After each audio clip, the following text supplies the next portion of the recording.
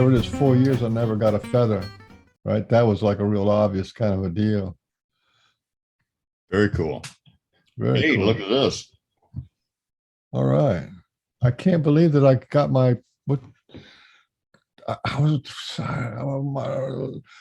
I got this my new computer, new hard drive, and that's why I was having technical problems. Hey, Matt. Hey, how's it going, guys? Pretty good. Very good. You got terrible lighting, man. You look like Hold on one second. You look Maybe you like like I a kind of like ghost. it in a way. Hold on, let me. Are you Mr. Mysterious? I'll turn mine off. See how that looks. All right, hold on. I don't know. Usually it's much brighter than this. I don't. All right, hold on. Give me one moment. Let me turn another light on. No worries. We like to start with a little. The creep zone. Hey, everybody. My name is Brooke Cunningham, and I'm here with my fellow co-conspirator and fellow ascended disaster,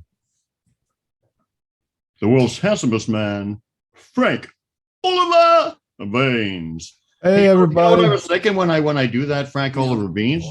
You know what I think would be really cute if you did this? You know how, like in the frame, like, yeah. Like, ain't I pretty? Ain't I pretty? I'm so pretty. I'm so pretty. I'm so pretty and witty and wise. What a pity. Every world can't be like me. So, hey, welcome aboard, everybody. So, Matt Williamson, how you doing? I'm doing all right. How about yourself, Brian? It's good to see you. Very good. Yeah, you reached out to me, about a couple months back, and we started chatting, and I did your show, and Yep. it was very cool. And you did, and you left me out. Oh, you guys are dogs. Oh, I'm sorry. Next time we'll do both of you guys. Brian actually knows more about stick glyphs and book writing and all that kind of professional stuff. Okay. Well, what do you know? Like, what's your thing? He knows grits. Grits. I know grits. And he knows what's that? Jumbo. What? That stuff down there, jumbo. You mean gumbo? Okay, gumbo. Yeah. I got a feather. I got the umbo, right? This is the feather I was telling you about. I don't know what kind of feather that is. And I think it's for something like an owl or a hawk or something, because that's a big feather. I mean, I got birds in my yard that are smaller than this feather. Oh, anyway, I got the umbo right? Yeah. It's a dish down here in the south. Pretty close. So anyway, I know about talking to rocks. Oh, that's cool. The Sasquatch gave me a little. They took me on a little shamanic journey to talk to rocks. And basically, the end result was they were saying to me that if a rock can talk to you, then anything in the whole damn world can talk to you. Trees, snakes, bugs, birds, clouds, skies, stars, planets, anything can talk to you. So that was basically their teaching to me. Except a woman. Well, I talked to a woman the other night on the phone, first time in 10 years, so that's pretty good. On the phone? On the phone, yeah, I got my phone. I right. I got a brand new baby phone. Do you have a different voice for on the telephone? Hi, honey. This is a mic. Do that little bit of what's that guy's name? That who's that black fellow with music singer with a real deep voice? Sexy from the 70s and whatever. The guy who's a crooner, that crooner guy who's always I don't know. He had that real deep voice. Yeah, I know who you're talking about. I forget his name now. Yeah. We kind of like go way off target there, Matt, and then we kind of get rounded about, and then we get back on the target. So let's get back to you. I don't know. Something white. About that. Something white. Oh, baby. Very white. Oh, very white. Yeah. Oh, baby. So, Matt, what's up?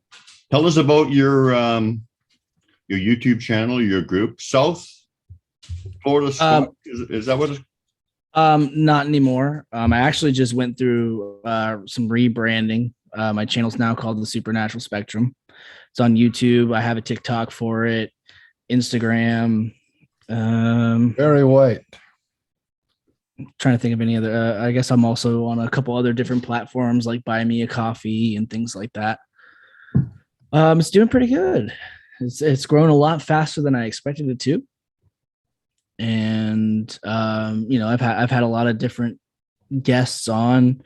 I've had like the science guys, the more spiritual, metaphysical type of people. I have paranormal investigators. I have ufologists and psychic mediums and all kinds. I don't think that any of these phenomena are specifically one thing. I think they're all one thing that's all tied together by a bunch of different other things.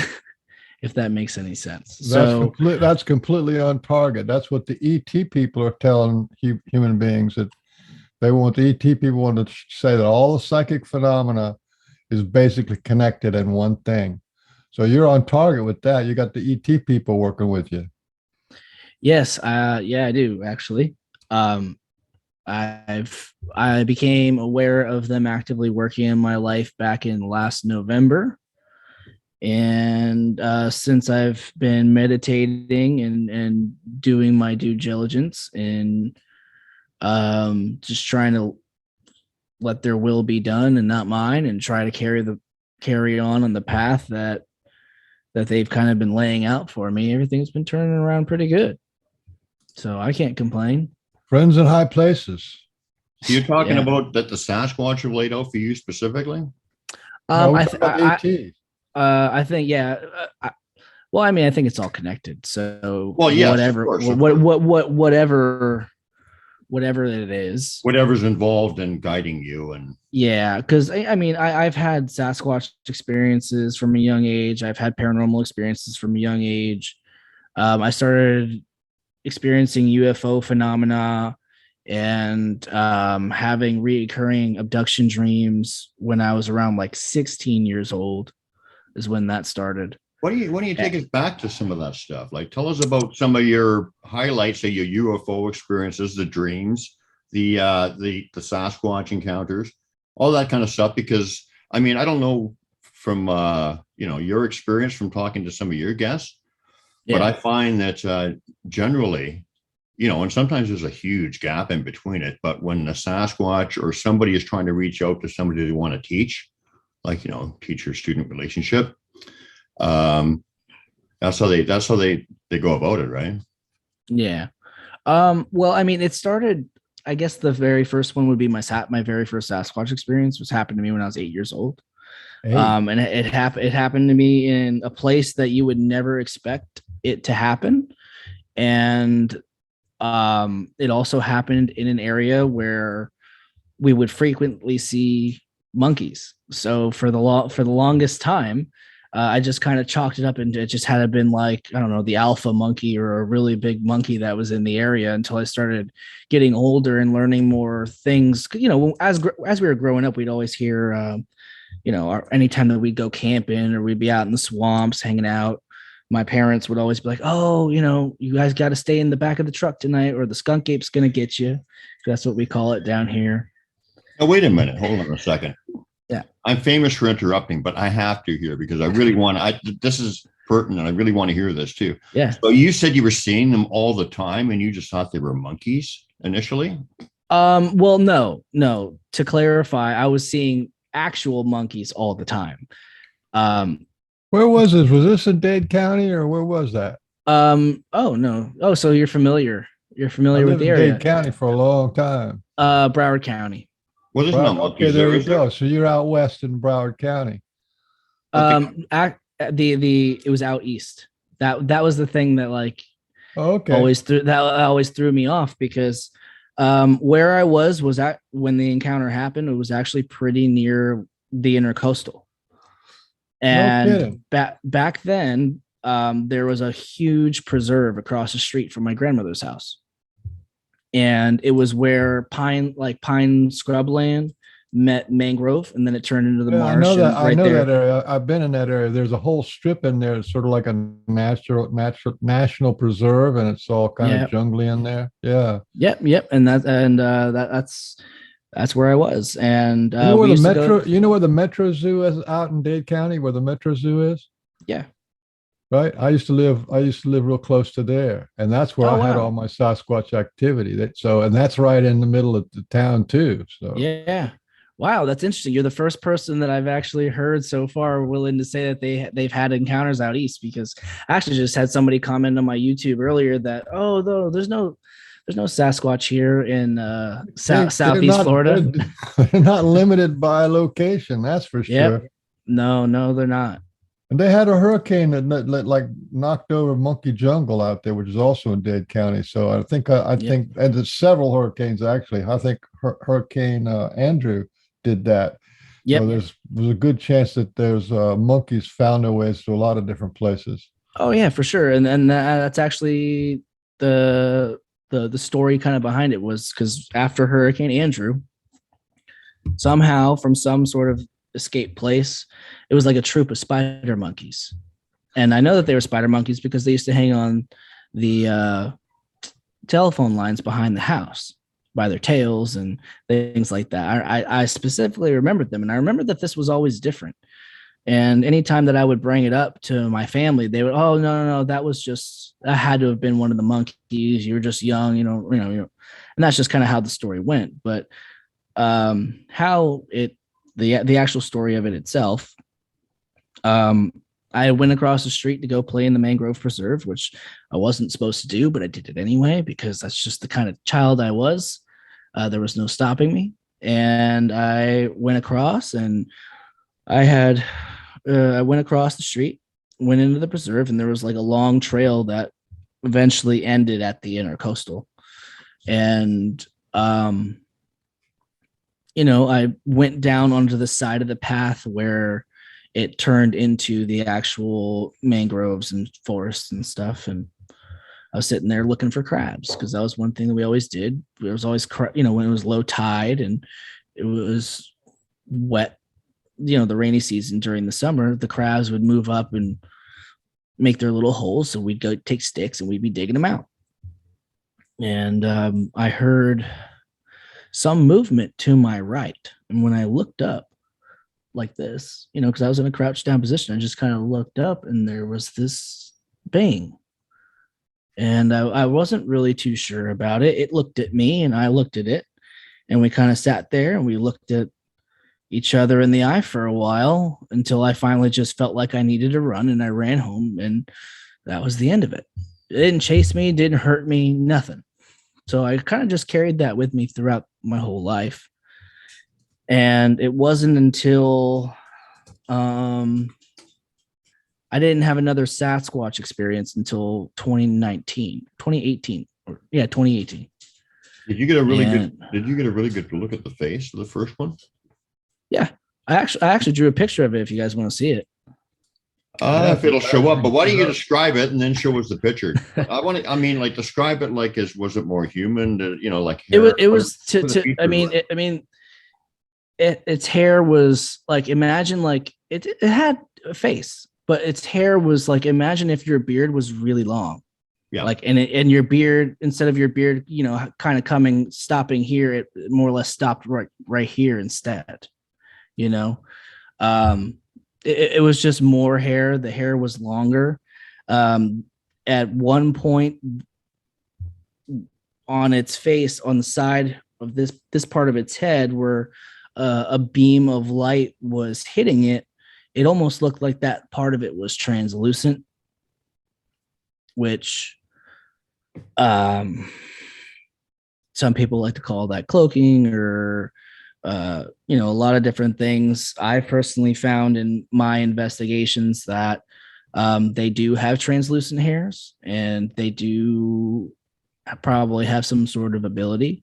What that is, I don't know. I'm not really questioning it, but that was just how I remember it being seen, is that it almost looked like it was translucent on that side when the light hit it, but the rest of it was like lighter brown, reddish brown, more hair on the shoulders, um, lighter hair on the pecs down to the abdomen. There was more hair on the sides. I got a good look at it, Oh, to say wow. the least. How Yeah. big, and male, female? It was a male for sure, and it was about. I'm short. Even as an adult, I'm only like 5'7", and as a kid, I was small. So I want to say that it was anywhere between like 6.5, 7 foot, somewhere around there. Could be a juvenile or something too, right? Yeah, Or I mean, but then again, the Sasquatch. I like to refer to them as the Sasquatch. So. Yeah. They're generally like, we got some big guys up here in Canada. Like, like my RE is like over 12 feet. His son is over 12 feet, and he's still a teenager. I think the guys up here quite often are bigger in the north. So what is the average size? I mean, and 10 and 12 feet is not the average size up here. I would say 9. The down here, the average report is anywhere from 6.5 foot to 8 foot. Yeah, a little smaller, right? 8 foot is hitting a big one, but we've found on some investigations, we've after analyzing photos and stuff like that we've caught of them, close to 12, 13, 14 feet. Oh, so some big ones too. Yeah.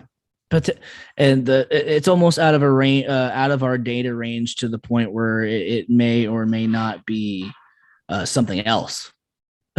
That's how far it was about 13 inches in between each eye estimation.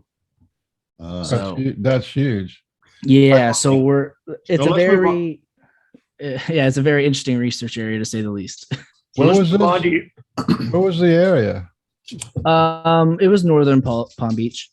Okay. No, I'm sorry. It was Martin County. So how old were you at this time? Oh, when I had my encounter, I was 8 years old. Okay, so 8. So you're not. I guess you have some kind of logic at 8. So, do you remember? Then we'll move on to the second encounter, which you were. But I thought it was good information you gave out. But at 8 years old, what did you think you were looking at? Did you think it looked human? Like I remember it as looking more human than ape. I didn't really understand what I was looking at. It was more along the lines of, the best way that I can describe is what it felt is that it looked at me and I looked at him. I was trying to understand what it was, but it understood what I was, to like you ever been watched really intently? Like someone looked in your eyes really intently and it's like they're looking through you. Yeah. That's what it felt like. And it just had a very. So it had you figured out more than you had it figured out. In other words. Yeah. It was more confusion in the beginning because I knew that it was out of the range of everything that I had seen around that area. And as an 8-year-old, it wasn't anything that I could place, but it was something similar as well. So it was very, and I had tried over the years to bring it up, and every time I tried to bring it up, everybody always just told me, "Oh, no, that was a monkey. There was monkeys all over the place. You probably just seen like one of the big monkeys, and it just scared you." And I was like, "No, this is a little different than that." I kept trying to describe it. No one wanted to listen to me. But then again, I was also a kid when it happened, so people think that kids have wild imaginations. Well, they do, but a lot of it is true. But it's a shame that we try to take those imaginations and that truth away from them. Yes. As a parent, who went through, as a parent now with children around that age now, I do my best to try and let them believe what they want to believe, even though my son does his best to convince me that a bear is a Sasquatch. Sometimes it's nuts. Yeah. So, we talked a little bit off air and on your show a little bit. So you're kind of like at a place where you're kind of seeing that they're kind of teachers and more than what a lot of people are saying about them, that they're a much more highly evolved being than, maybe some think, right? And so, well, we also talked about coincidence and and all that stuff, and how, you know, connection and all that stuff. So personally, what are your thoughts? I think that meeting, I do not believe that was a coincidence. I think that was a precursor, because you were already. Don't put words in his head. If you tell him what you think, then then he has to go along with you. So let him say what he thinks. Oh, No, That's how it works. I want him No, to say exactly what I said in his own words, but okay. But yeah, say what That's- you actually think then. okay. Say what Do you that if you actually want. think. no, I mean, I definitely believe that that was the start. That was the start of something that I didn't really understand how it was going to evolve in my life. Coincidentally, since we're talking about coincidence, I was actually going through a very tough period of my time during that life. My parents were divorcing. Technically, my grandmother, was my step grandmother, whose house that this happened in front of, and it was a really hard time in my life going through as a child, and they had appeared to me then. And to kind of turn it more into coincidence, we'll get into the second story, because this is the one that you said that you wanted me to share on your show, so I will. Yeah, and just jumping to the end of the whole thing, look where you are now, what you're doing. Yeah. You see, yeah. So I mean, it you can just see all the ties and the connections, right? I'm getting energy just saying that. So it's just like that was an introduction, 100%. Well, I always said to people when they asked me about that very first encounter, oh, well, like, what were you scared of? I was like, I was scared because I didn't understand it. But like, oh, did it attack you? Did it do anything? I said, no. He just stared at me in a knowing, understanding type of way. And I would say that, like, from my point of view as a kid, that was creepy. But now looking back, it was him giving me something, or I should say them, because I believe that they are all connected in a way. And I don't want to call it like a hive mind, but like they have abilities that allow them all to communicate with each other through space and time. And they can be doing something 20 years ago that, like, let's just say that, they had Patty do what they did in the Patterson Gimlin film, so that way somebody could have an introduction to go out and look for them and have their encounter. And there's all kinds of things like in the grand scheme, web weaving. I totally believe in all that. Well, I've actually lived all of that, like in school, right? Like it's truth, man. We talked about that a little bit, right? That all that stuff is like, it's not it's not a leap of faith for me anyway. So it's not. So It's sorry for not. my indulgence on asking you about, but I really wanted to get a real good perspective on that first one. And I think and you don't have to agree with me, but I think we kind of see it the same way, right? So the second one. Well, in the beginning, I didn't see it as that way. The second one, after I say the second one, we'll get into the third one, and then the third one, that's where I start to get closer to that understanding. Because the second one, I was in.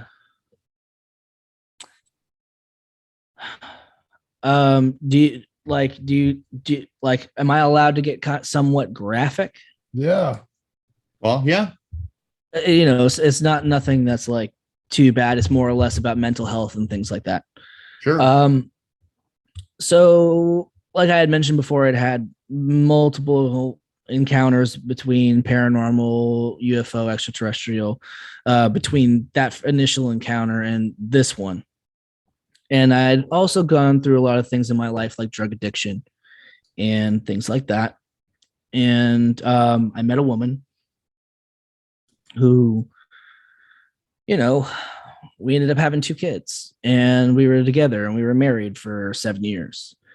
And then come to find out, after all that, I literally sacrificed jobs, my life, my friends, my freedoms, and put it all into taking care of my kids. And I was completely isolated. I was in a very stagnant place, and everything that I was doing with my life was to make sure that her life was better, and then my kids' life was better, and there was nothing left for me ever. And then I found out she was cheating on me. Then I found out that she wanted to get a divorce. And needless to say, it, destroyed my life. And to me at the time felt like it was the end of my life.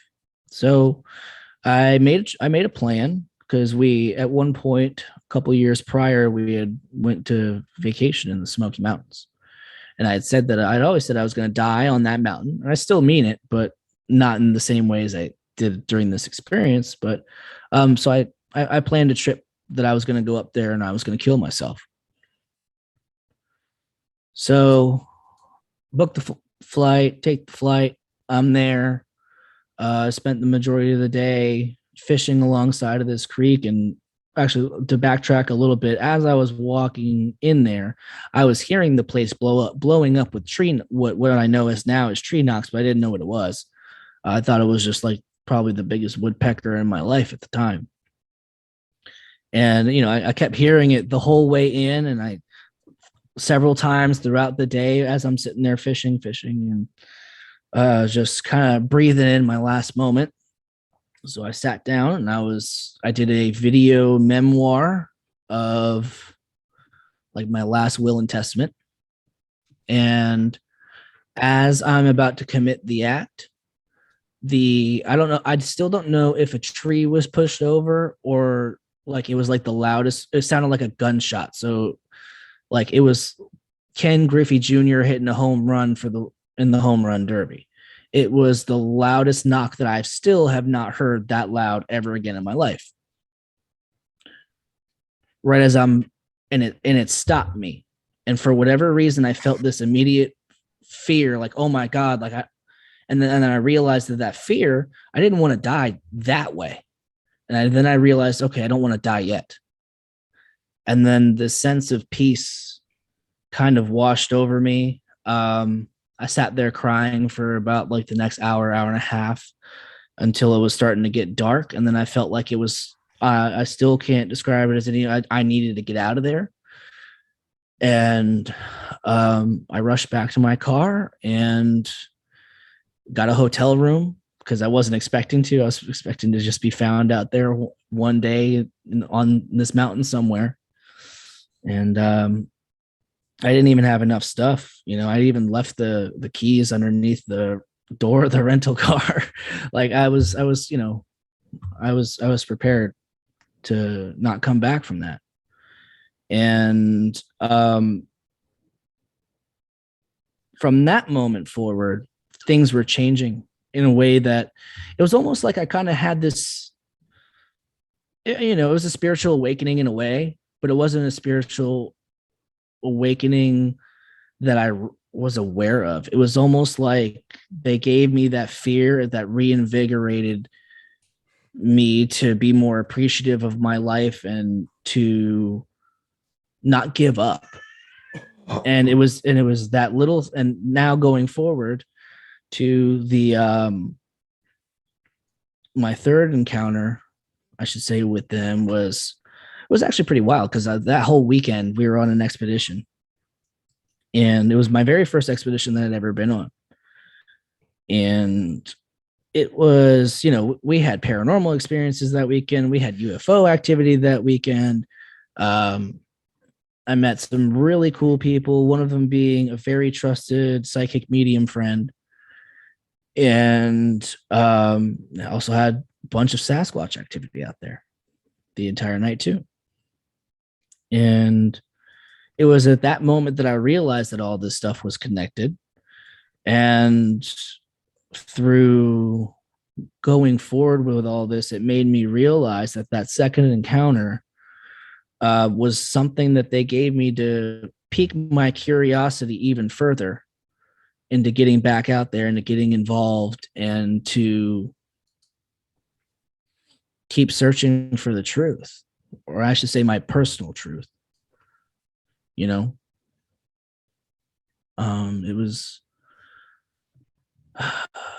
and since then it's been a blast. It's been a blast. There's been a lot of self-discovery. It's been a lot of, I don't want to say it's been hard, because it hasn't really been hard. Everything has been surprisingly easy.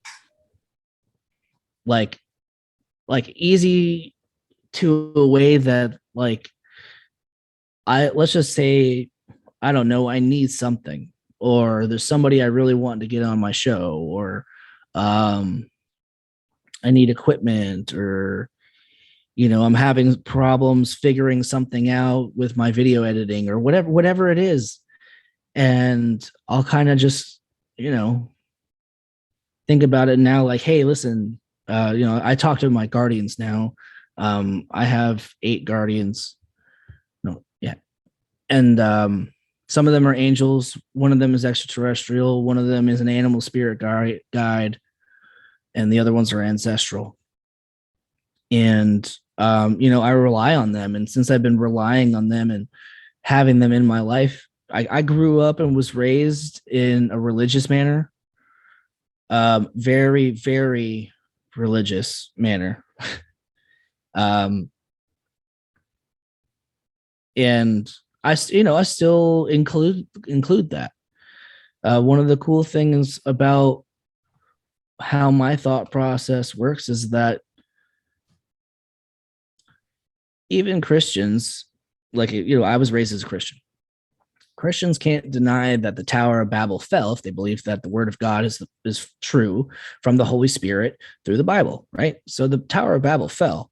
And when the Tower of Babel fell, everybody at that moment, suddenly certain people didn't understand each other, and some of them did, and they all moved to different corners of the earth, and they started their own religions and their own practices and their own beliefs and traditions and this, that, whatever. Islam and Buddhism and, all these different religions that we have today. And all of those sects, right, are all one piece of the puzzle of what we were all originally supposed to be taught, which was worshiping the one true creator. And that's just me. I think that everybody has a different piece of the pie. And if we all put it together and we all work together and stop judging each other based off our differences and start trying to build each other up and focus on each other's strengths, that we could have a lot more answers to all these questions, and we would all be a lot happier than we are now. Yeah. But anyway, it was Sasquatch that kind of got me to that point. And I didn't realize it. I didn't realize it at first. It's taken me some time. It's taken me a lot of soul searching in this, a lot of meditation, a lot of listening to the universe around me and watching what is transpiring in my life, watching how they're interacting with me when I'm out there in the woods investigating. And just trying to have an experience with them. The one thing that I would really, if I let's just say I had a bucket list item that I truly wanted would be to be able to see one face to face again, to prove that I didn't imagine all that. Because there's still that shred of humanity in me that says, oh no, you still don't, maybe you're a kid, you don't know. And I still have that little bit of doubt. and I know, and what's so funny to me is that I know that faith cannot live with doubt. Faith and doubt don't work together. Doubt comes from fear, and fear is the deceiver. Whatever the deceiver is, whether you want to, call it Satan or negative entities in the world, it's all comes from the same thing, and the opposing forces that are at work of our great creator. And I do my best to have as much faith as I can, but there's still that doubt. There's still that doubt that I know, like, all of this is a fairy tale and I'm crazy and I didn't live any of this. It's all crazy and in my head. And so far it's also been really comforting because there's so much stuff that I've had happen since then. Once I started getting involved with the subject matter and actively investigating, I've had so much other stuff happen. It's been really fun. It's been really, I had a really unique interaction with them a couple months back where. Can I ask you one thing about your second story before I forget? Yeah, go ahead. Can you describe the energy for first of all, you said, you heard that big ass wood knock. Yeah. that got your attention, stopped you from pulling the trigger. And then you got this soothing, calming energy feeling. Where did that come from? Do you think that they were giving you that? Were they giving you some energy, or how did that, how did it feel? Because I think that's very important. It was almost like it kind of washed over me. Like, I don't know if you've ever had an experience where like you kind of just feel like goosebumps wash over your body, and then you just kind of feel lighter, you feel soothed, you feel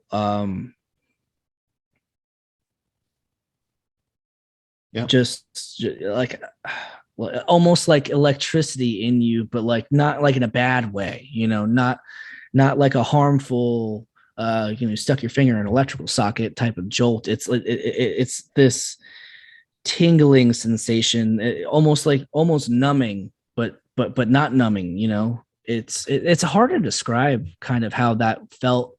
And I wasn't sure if that feeling in the moment, I wasn't sure if it was something else that did that to me, or I wasn't sure, like, because initially my thought was, because at that time I still hadn't learned that it was after this incident that I learned that Sasquatch knock trees over and things, knock on trees and things like that.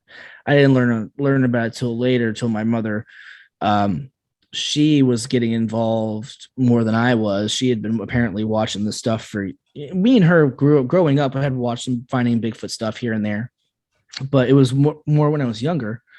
And in my adult life, she needed some help at one point, and it was about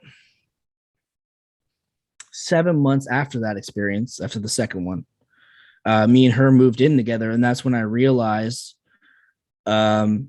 she was really into this stuff. And she was like, Matt, I really think you need to look into this. I really think that this could help you.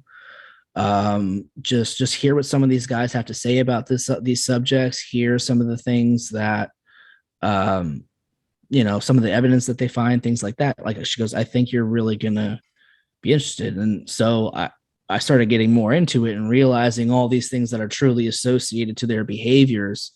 And that's when I realized what it was. But initially, in the moment, I thought it was the God washing over me. You know, the only thing that I could describe it as was divine intervention.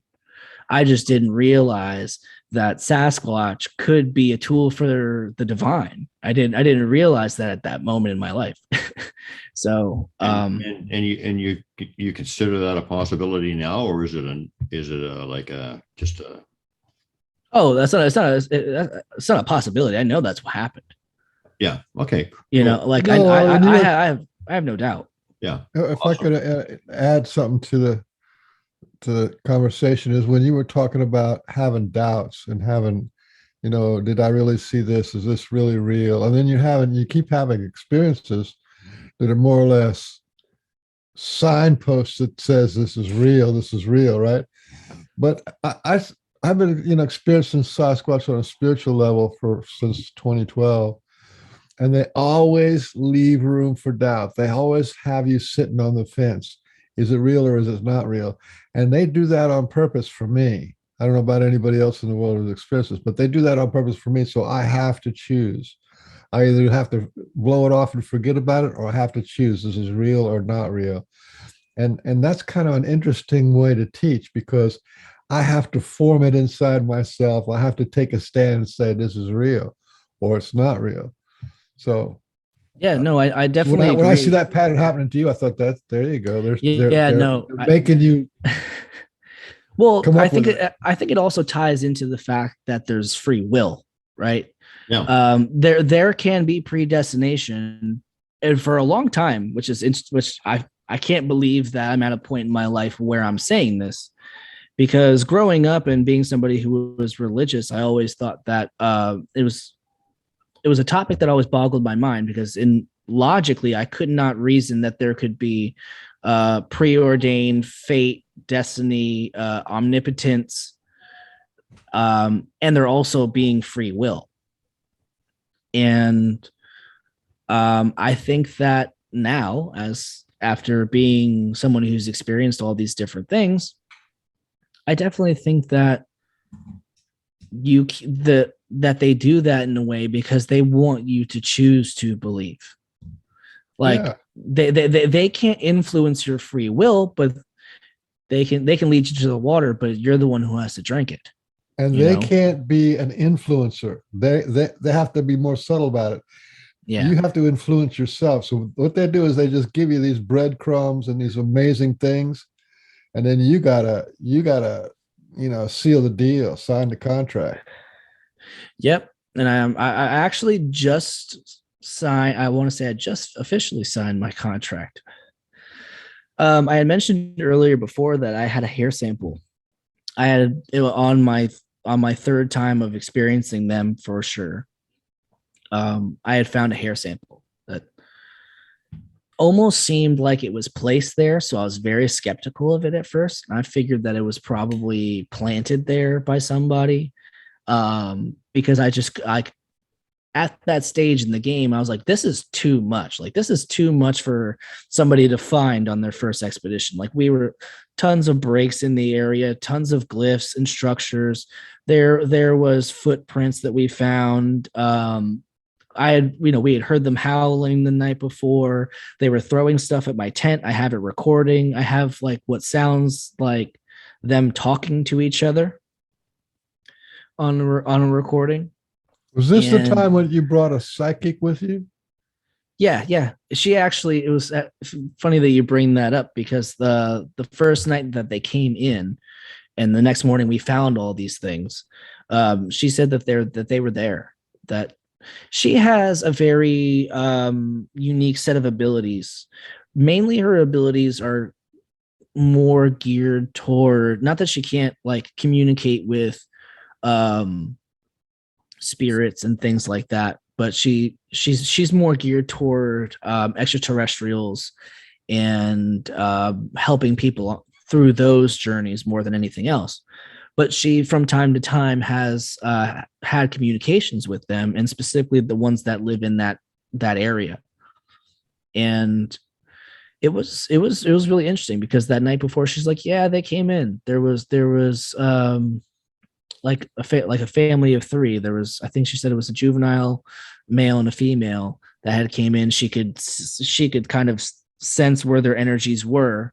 And then that next morning, that's where we found all of our evidence, like the footprints and things like that, was over in that area that she said that, everybody kind of just talked, oh, there's just a crazy old lady here talking stuff. And the next morning, that's where we found all of our stuff. That's where I found the hair. That's where, that's where everything was found. And it was just kind of like, okay, that's weird. She also summoned a UFO that night too. Oh, that's cool. Oh yeah, it was great. Because we were out in the woods, further into the state park, and we were on our way back to the cars to come back to camp. And I guess nobody knew that she had done that, but she was apparently sitting back at the camp. She's elderly and more, she's not like physically able to go to the deep hikes like we were doing that night. And so I guess while she was sitting there back at the camp, she was trying to get the Palladians to come say hello. Wow. So while we were in the woods, we had no clue this was going on. We look up in the sky, and right in between the bottom and middle part of Orion's belt was an orangish, reddish craft. And it was just dancing back and forth in here's Orion's belt. It was going like this in between the belt like this. So we're like, okay, well, we got to try and figure out what this is. So we walked out of the woods and we got back onto the street where we had the car parked, and we looked up and it was gone. We go back to the camp. We get out of the car and she goes, oh, did you guys see that UFO that we just seen? And we're like, what? You seen it too? And she's like, yeah, it was right there in between Orion's belt. And we're like, okay, now this is legit. Well, then afterwards, she told me what she was trying to do, that she had, was purposely doing it. And to me, all of this stuff was foreign at that moment. I thought like UFOs were and extraterrestrials were something really terrible, Oh man, they're abductors. Like if you see a UFO, like, that's not bad. If you get abducted, that was bad. And the reoccurring dream that I had of being abducted was sitting on a table with 3 gray aliens around me, and I couldn't get up off of this table, and then it just kind of all goes black. And like, that wasn't a dream. That's the number one contact modality, is out of dreams and into something like a matrix reality. yeah. That's number one. Well, I mean, I didn't know it at the time. When I was having that dream, I was 16, and it happened to me. I want to say I had that dream like once every couple of weeks for about a year and a half straight after that. What's the difference between people like us and some other people that you met that are seeing this as like a conscious raising, positive teaching, kind of experience, and the people who are just like seeing monsters? What's the difference in what do you see as the difference in? I mean, there's a lot of different ways you could look at it, but you know what I'm saying? How my personal opinion on how I see it. Yeah. I personally feel like the people who view them as monsters and who view them as something that's going to elevate their status within whatever community or scientific field that they're in, I feel, I don't want to say sorry for them, but I feel like my heart goes out to them, because I feel like there's a much deeper world and much deeper sense of connection that they could have. And, sometimes I find myself frustrated with them in a way, because, of course I want them to feel the love and understanding that the other people are feeling. People like me and you. Yeah. Why? Yeah. But this is part of the question. Why are they missing that understanding? I think that they're missing that understanding there's a ton of reasons. For one, I believe that there's a certain group of people out there who experience let's call it the woo. They experience the strangeness, right? And they feel like they are obligated to not share that evidence, not share that side of it, because they're trying to push the scientific needle forward to get the layman to be able to understand and be okay and accept the concept of there is another being out there walking amongst us. Yeah, I get that. I think that there's also a group of people who don't ever experience those things and who are not able to relate because they have not experienced it firsthand. There's a lot of people out there who are, they have to experience something to be able to learn it and understand it. A lot of hands-on learners out there. So I think that the concept of what we're talking about is foreign unless it happens to them. So they're never going to accept it anyway. They might be willing to accept that there might be another great ape running around the woods of North America. From a scientific level, like it might be possible through evolution and things like that, but they're not willing to accept that it could possibly be something of a much greater design, because they're just not they're too logical. They're too closed-minded, and I don't want to, actually I don't like the term closed-minded. I would say it's more along the lines of they just haven't experienced it. They haven't had that aha moment that was able to teach them yet.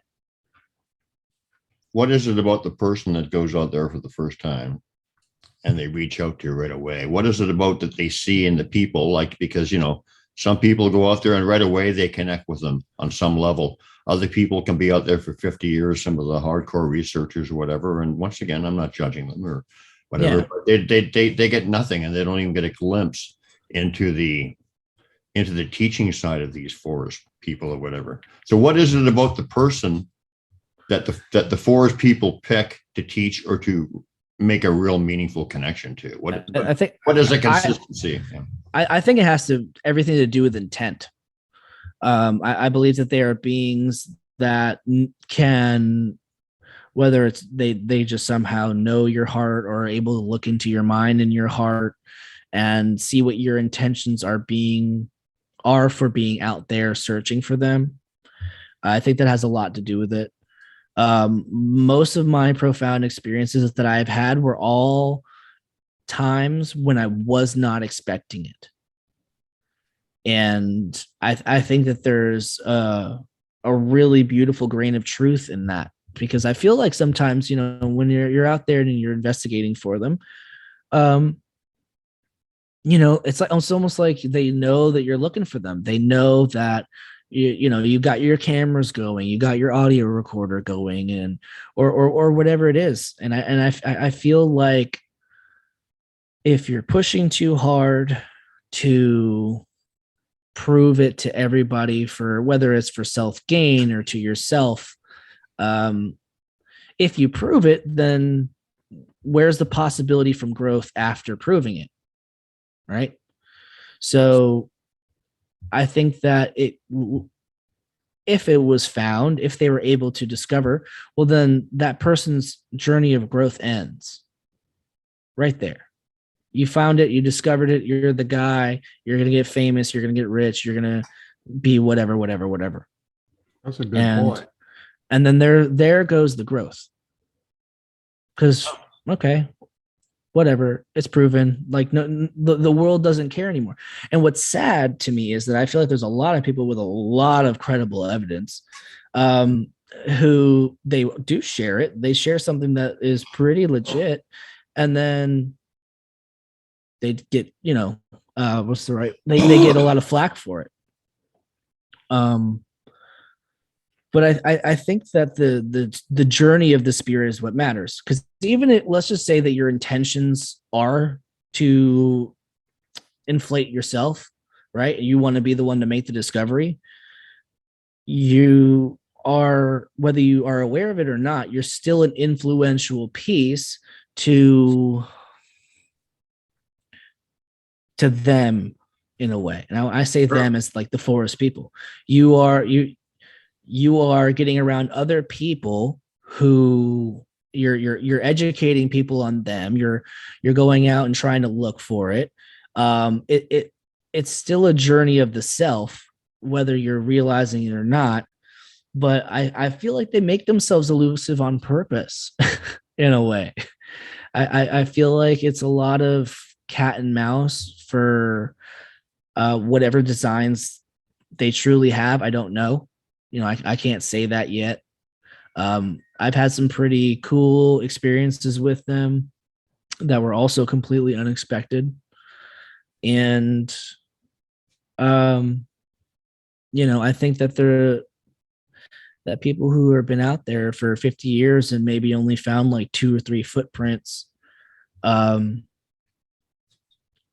it had to have been something with their intent.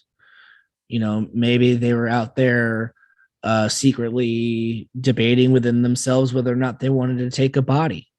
You know, maybe they were carrying a firearm, and they, you know, in the back of their mind, if they ever seen one, they might pull the trigger. Who knows? You know, that's for each of those individual people's journey. From my point of view, every time that I've tried to specifically investigate them, I've gotten less results than when things just started happening organically. And they've been pretty hands-on with me in some ways. So give us some examples. Give us some of the fun little. One of my favorite ones, because this one was really cool. I don't know how. I don't know. Well, I mean, I guess I do know how in a way. I've been told that I have psychic abilities and stuff. I'm not actively trying to develop on them in any sort of way, other than when I get little random nuggets from, you know, it kind of comes in waves for me. Like sometimes I'll just know some things. Sometimes I'll see something. Sometimes I can see what you're seeing in your head, things like that. And this time I just knew. Now I had stopped recording. We were on our way out of the investigation area. We were heading back to the car, and we were walking forward, and my family was over here to my left, Now I'm on the main trail and they're off looking at a next structure. And I look slightly north of their position. And it was like I knew that they were there. I can't describe it any way other than like I just knew that they were there. So I kind of rushed over in front of them, and I was like, guys, be quiet. And that's when we heard that they were knocking. And they were knocking or rock clacking in a very, it wasn't like a one knock or, you know, like 4 knocks in a row and then that was dead. There was 2 individuals who were almost like they were making music with each other. One would go one like do 2-3 notes, and then another one would do 2-3 notes, and like they would be going back and forth.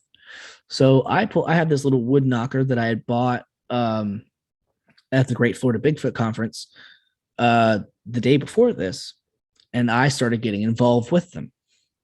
And we sat there for about 5 minutes going back and forth, like challenging each other. All right, I'm going to do something a little bit more complicated. And then they would do something a little bit more complicated. And it was just, we kept going over each other with like trying to trip each other up to see if the other one could create something more creative.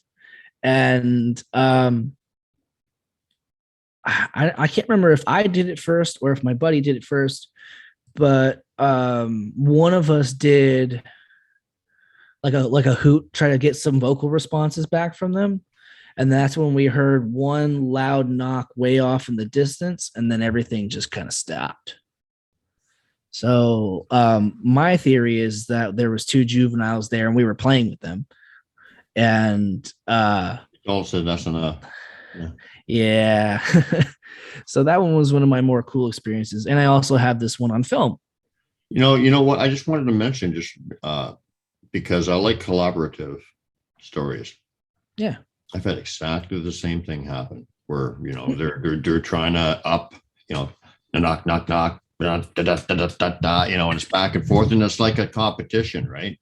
And it's just fun. They're just having fun with you, like, oh, okay. And even it's a high vibration energy, like, you know, they're just playing with you, a play and stuff, and it's okay, that's good, and I'll try this on, right? The euphoria that creates is so intense. It's like you're riding lightning when something like that happens to you. You know, it was such a beautiful moment, and I feel so blessed that they shared that moment with me. You know, I now I have a moment that I can share with a lifetime. And and the cool part is that I have it on film. And if I ever wanted to release it, if I had a bunch of people saying, "Oh, you're crazy, you're making that up. They don't do that. They only do like 1 or 2 knocks." I can go, actually, no, here, you know, they gave this to me. They allowed this to happen because there was no way that they didn't know that we were getting it on film. They allowed it. They gave us that piece. They gave us that experience. They know. Because and that's what I believe. I believe that every piece of evidence that I've ever found that's physical, got on camera, got on recording, is a blessing that I've been given. Right. To further me into the subject, to further me into the deeper understanding of myself and them and the universe around me. Yeah. For instance, with myself, like they've encouraged me to take pictures of my glyphs and the communication because it's like a teaching tool. And they encourage that and stuff of that nature. And, you know, things like that. But I never purposely, and plus, you know, it's kind of hard unless you get the camera going all the time, which I never do. Yeah. It's kind of a respect thing kind of thing. But, you know, when you have an encounter, you see them as kind of like it happens and it's over before you have a chance to pull your camera out or whatever. But my point is I've never purposely tried to get a picture of them. Yeah. But I have said, hey, taking some pictures. And if you'd like to show up in one, that'd be pretty cool. And they've done that a lot. Yeah. I showed you a few of my pictures. I mean, so, you know, so it's the relationship thing with them is built on trust and stuff like that and stuff Absolutely. of that nature. So since you've been doing this show, and what do you call the show now? You've changed the show too? Yeah, I changed the name, the logo, everything. It's called Supernatural Spectrum. So it's not just about Sasquatch now? No, we cover everything because I felt like I needed to rebrand because I feel personally that there's so much more involved to it. I feel like there's a connection between all of it. And I felt like just being, because I'm not just a Sasquatch investigator, podcaster. Um, I want to bring all the communities together because I would like more. I would like to make content that gets people thinking about it in more of an all-inclusive way.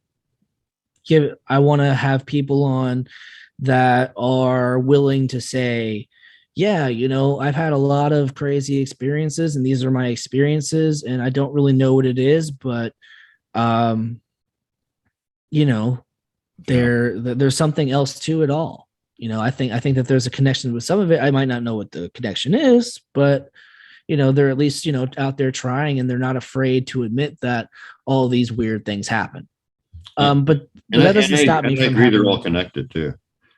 Yeah, I mean that's kind of like like, so when we're having the Sasquatch show here, or whatever, if we drift off into other things or whatever, it's kind of okay because like like I said, it all seems like they're all connected and all the higher vibrational beings are all kind of pulling on the same page to basically try to get us to wake up. But where I was going with that question when I initially voiced it is so initially you were doing a lot of Sasquatch shows or whatever though. Yeah, originally I got into it as like I had made it as I was just going to be strictly about Sasquatch researching. Okay, but let me just get this question out, and then you can make your point. So this is interesting to me. So you did this. Did you see people evolving, or were you seeking out certain kind of guests or whatever? But were you seeing people becoming more open to the possibility of the woo and to some of their abilities, or were those the people you were seeking out, or were you? What kind of guests did you have on your show, and what kind of attitudes, progression, kind of stuff did you see? And, I don't want names and stuff. We don't want to do that, obviously. Yeah. I'm talking, Yeah. Yeah. Originally, even though I knew that, and as somebody who was not necessarily being influenced by any sort of research groups or anything like that, I still wanted to get the people on who were strictly the science-based, the well-respected researchers in the field and things like that. And that was a very important thing for me in the beginning because I still wasn't sure about how I guess how I would be received, because my initial thought was when my mom first started showing me YouTubers and the community, the online community for Sasquatch investigators and experiencers, I seen that there was a really big divide from the outside. And there's the people who believe in the woo, and then there's the people who believe it's, strictly flesh and blood, and that it's some sort of animal. And I felt like there was a lot, especially like watching comments and watching live chats and things like that. There was a really big amount of animosity. And for whatever reason, it was just kind of put on my heart to try and bring those people together. I can't really describe it anything other than that. And that's why if you look at my stuff from the very beginning, you don't have any idea why you wanted to. You just like it's just a nondescript feeling that you wanted unity, or there was no reason why you wanted them together? No. Obviously I wanted them together for the reason of I think there should be unity. I think that arguing back and forth doesn't help the community's image in any way, because if you're going to have a community of something, right, and then you have subdivisions within the community, arguing back and forth with each other on what the truth is, when so from the outside looking in, it looks even less credible as a source of information because the people who are within it can't even agree on what it is itself. Right. So from that aspect, I did have it, but the feeling of getting on camera and creating a show and working towards having a show, because even if you listen to some of the people that I had on in the beginning, they were well-known researchers, but I would still ask them questions like, well, what do you guys think about cloaking? What do you guys think about portals? What do you think, what do you think about interdimensional traveling? What do you think about extraterrestrials? What do you think about Dogman? What do you think about all these other beings and stuff like that? And I would try to get them to open up about what they thought behind the scenes. Now, some of them on the live stream would say things, oh no, I don't want to talk about that, or some of them would come out and say that they had an experience with something else, and it would be the first time that they ever said something like that on camera. So yeah, so there's it was, but why I had that feeling, I can't describe it. It's one of those things that I think came to me in a download during the night, to be honest with you. It makes because sense. It makes sense you were being guided to have that, because it's I mean, kind of like you're driven to it, right? Yeah. I understand completely. No, I understand. My friend who's a medium, who I spoke about earlier, when I first met her, she kind of gave me some advice on how to meditate and things like that, and she had told me that and she didn't tell me that exactly. She said that I had multiple, but the one that she was speaking to in that moment when we first met was an extraterrestrial. And she told me to not be afraid. She told me to have faith and to start talking to him like, almost like I would talk to you or any of my friends, just kind of, in my head or out loud, talk to him, have conversations, and That's meditate. Good advice, actually. Yeah, it was very good advice, because it helped me become more comfortable with who I am and who I was meant to be.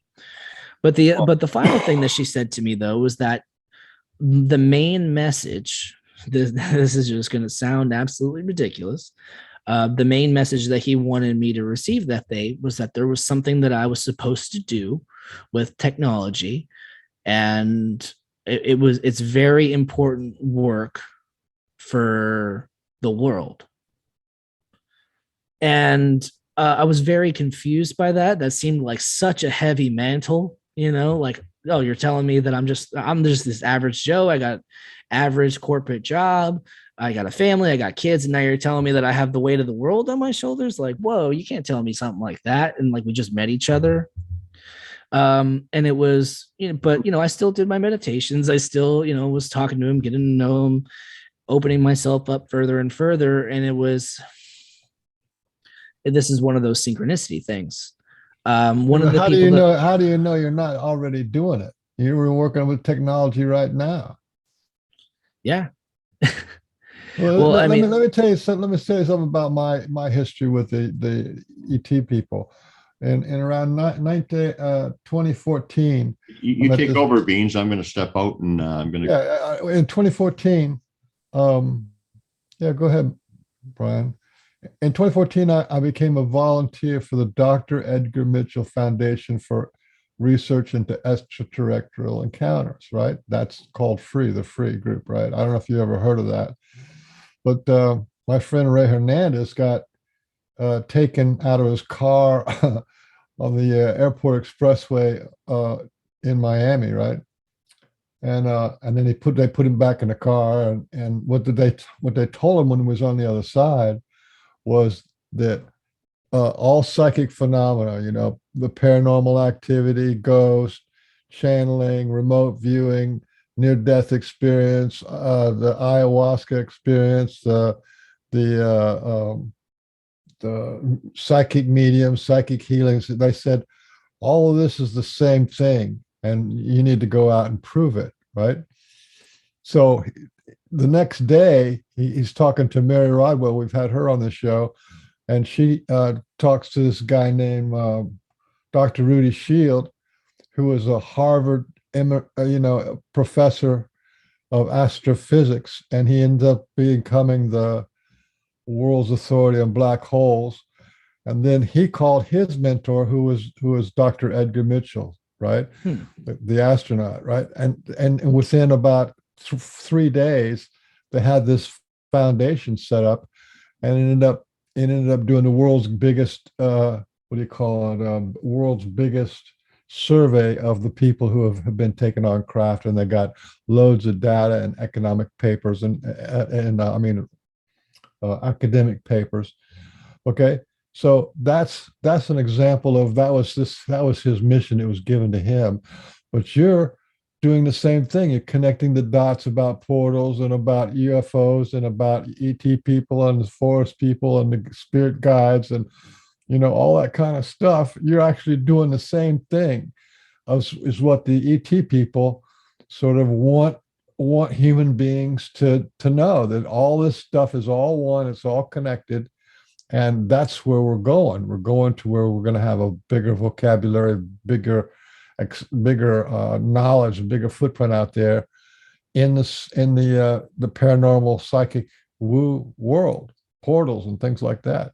So to me, you're on the right track. I mean, there's a real strong parallel between somebody major like the Edgar Mitchell Foundation and somebody like you. You're doing the same thing. You're working with the ETs. You're working with Sasquatch people. You're working with the psychics. And I tell you, working with the psychics is, if you're an investigator out there in Bigfoot world, if you don't have your local psychic coming with you, you're missing the boat. Because if you do that, you're going to learn more about what's going on in the Sasquatch world and the ET world in 1 year than in the last 50 years of people going out playing Macho Man.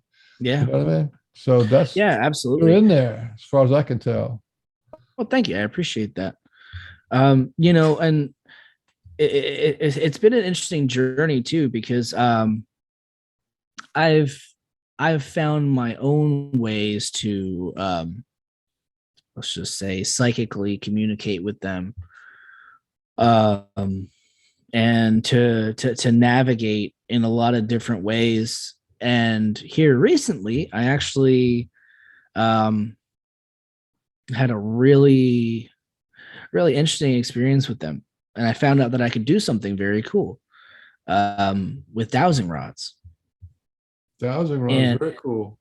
Yeah, and it was unexpected because I thought I was just kind of messing around, because one of the things that I do with my dowsing rods is I use them to communicate with my guardians and help me guide myself and figure out things that I need to do within my life, within my work, people I should be around, shows I should do, et cetera, et cetera, et cetera, helping me, allowing them to guide me on the path that's been set. And so I'm sitting there. Well, I should say we were sitting there. It was, a group of us, and we were messing around, and we were like, oh, we're going to encounter a Sasquatch tomorrow, because we knew we were going on a hike. And it was yes. And I was like, really?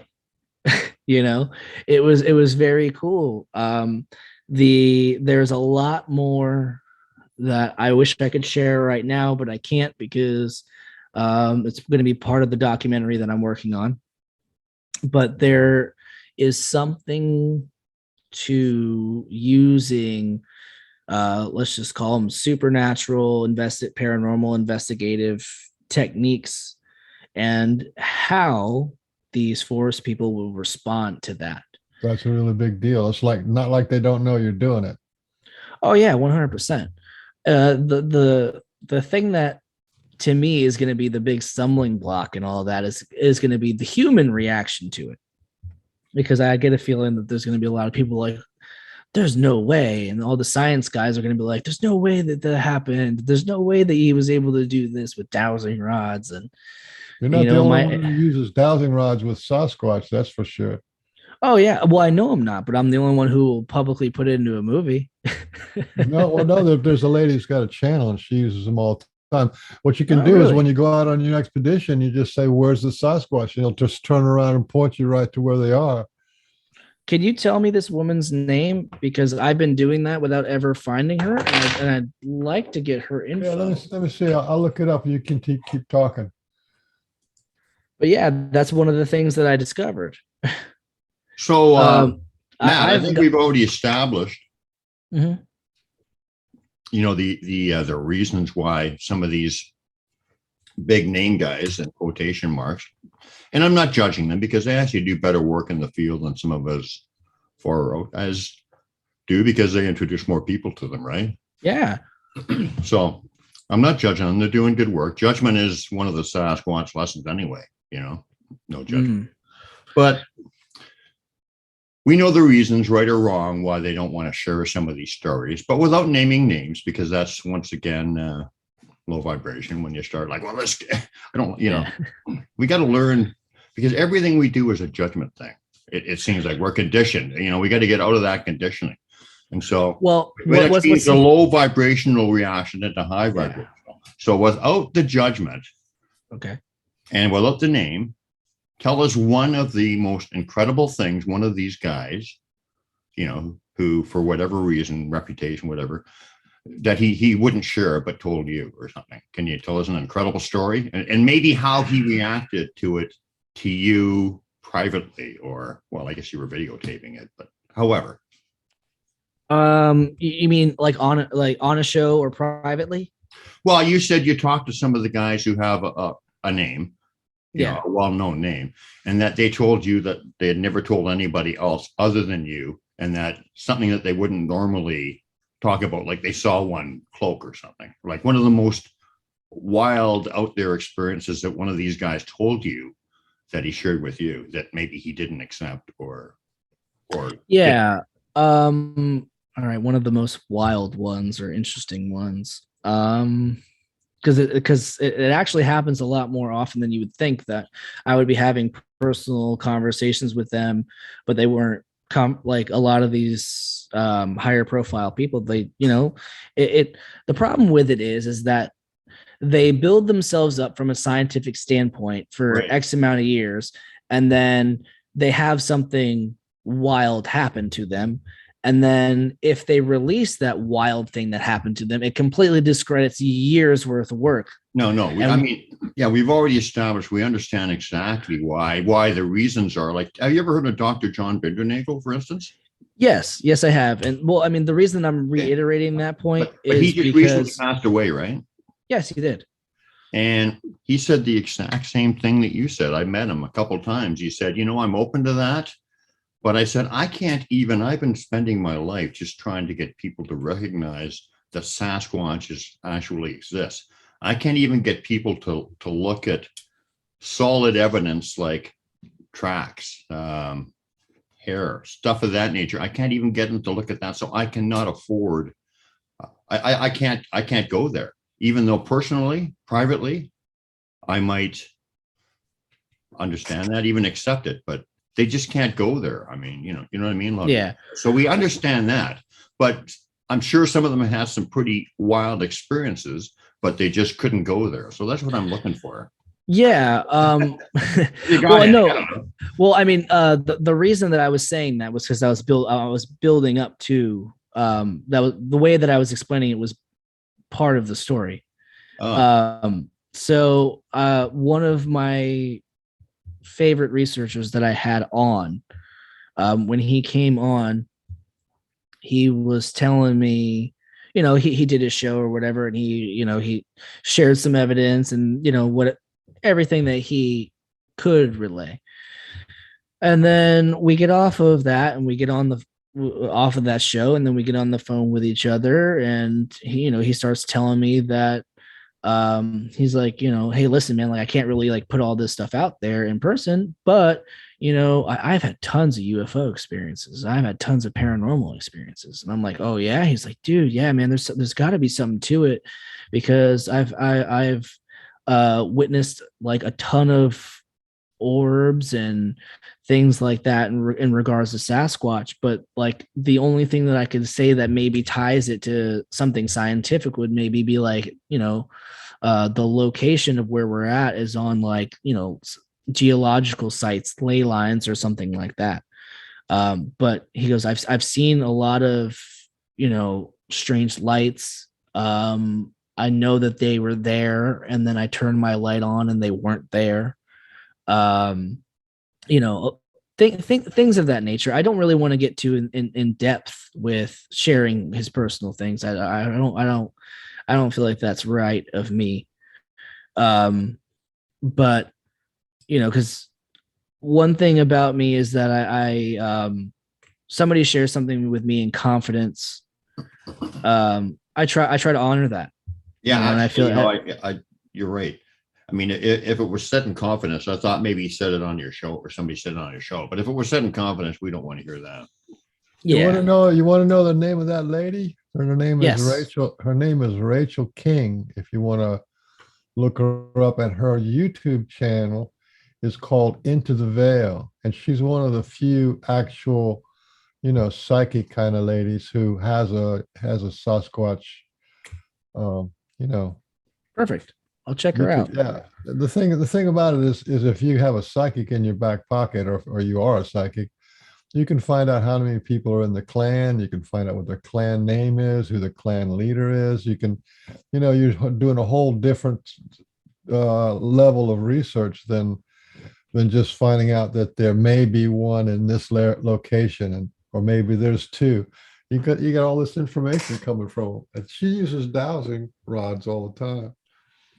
One of the things that I don't like about it, and normally when I'm doing it, if I get to the point where I realize that there's a juvenile in the area, that's when I shut off the cameras and stuff like that. And this is just, I don't know. I don't know if this is something that they've maybe imprinted on me over time. I don't know if it's my moral standing. I don't know if this came from downloads or what. But for whatever reason, I look at it like I don't want my kids being on camera. I don't want people to know how to find my kids. I don't want people to know how to find my fam. Like, I wouldn't I'm not going to come up on your show and give you my address, things like that. And I've come to the conclusion that doing that on camera is slightly dangerous. And it's not just dangerous for me, it's dangerous for them.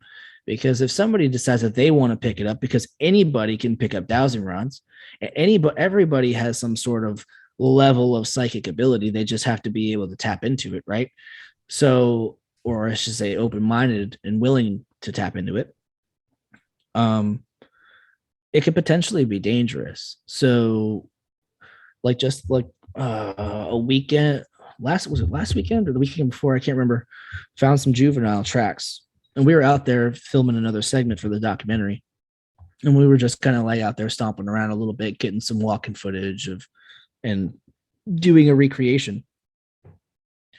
And I look over and found a bunch of juvenile prints all around, and I was like, all right, well, we're not going to film this part. And I'm not gonna say the location of where they're found, nothing like that, because I feel like it's very important, especially like, not to say that I wouldn't value, let's just say a day watcher or like a standalone Sasquatch, right? Like I still value them to an extent and want to keep them safe and protected as well. But when I know that there's a juvenile involved and I know that there's a family of them involved, I'm less likely to give out or share that information of where I found that publicly. Yeah. Just because I wouldn't want somebody coming in my home and be like, oh yeah, and disturbing my children. And another thing about it too is that children are, and I've found this with interacting with juveniles, is that juveniles are more likely to interact with you. And I feel potentially that could be dangerous in the wrong hands. And I say that because I know that there are individuals out there who would pull that trigger. And And not only that, that there's the Sasquatch people have enemies that are highly organized and highly dangerous. We're talking dark ops, black government kind of stuff. And they say there's 6 different agencies that either try to abduct the Sasquatch or kill them or whatever. And some of the agencies are like work for BLM, and some of them work for they're set aside just for like the police reports, and some of them are just plain old black military who are trying to get samples and trying to make super soldier kind of thing. So there's a whole dark side going on here too. absolutely, I mean, I imagine that they probably already know that that's something that's possible, but I don't want to be the one responsible for it. I respect them enough. I care about them enough. I care about them enough that I took my hair sample and I offered it back to them. I was going to have it put into a study. And I said, no, I'm not going to do that to them. I already have. Put it in a necklace around your neck as a gift. There you go. No, I put it back. I gave it back to them. They've given me enough with it. I was already able to get the evidence I needed to prove that it was not any sort of other hair known to mankind on film, filmed through a microscope. I've already have what I need. It's if you want to go check it out, it's on my channel in one of my videos. But I've had that proof. I don't need it any further. They gave me the gift enough to push me another step forward for myself and for the work that I'm doing. And I just didn't feel like it was necessary for me to hold on to that anymore. They offered that piece of themselves for me, and I felt, oddly enough, it was just like another one of those things that I kind of just like felt compelled to do. Don't know why. I just felt like honoring the gift that they gave me was enough, and I felt like the returning it to them and was kind of like, hey, listen, man, like this is me giving that thing that I could push myself forward with, maybe a little bit further if I put it in the study, and then I can get up on a show and say, oh yeah, no, here's the results from the study. They don't know what it is. Yeah. I could do that, but that would be selfish. And I feel like one of the things that they're trying to teach me is to not be selfish. Yeah. I think you did the perfect thing. Like, no, personally, I don't care about evidence at all. I would personally, what I would have probably done, I would have never have turned it in. I mean, I couldn't care less about, Yeah. Whatever, all that stuff. I just wouldn't do that. But what I might have done is what I said. I might have put it in a little necklace and wore it around my neck or something, because that is quite the gift. But what you did too also shows that your integrity in the relationship is not about gaining or benefit or whatever. It's totally, no expectations, but that I like that. Yeah, in the beginning, I was kind of on the fence about where I wanted to take it, because I was still new and I still hadn't had so many of these experiences that I've had since then. And so that being like my first like evidence finding, I was like, yeah, because like when I went out there that day, I set my intentions. Actually, when we first started building our camp that day, we went to the edge of the tree line and spoke to them and talked to them and was like, hey, listen, like if you feel like showing yourselves to us, like we would greatly appreciate it. All those things that if you know how to talk to them, that you say. And we did that, and we set the intentions, and we were more than graciously given stuff, and enough to keep us going, enough to satisfy that need. And slowly after that, when I realized that the scientific system of it all is very broken from my point of view.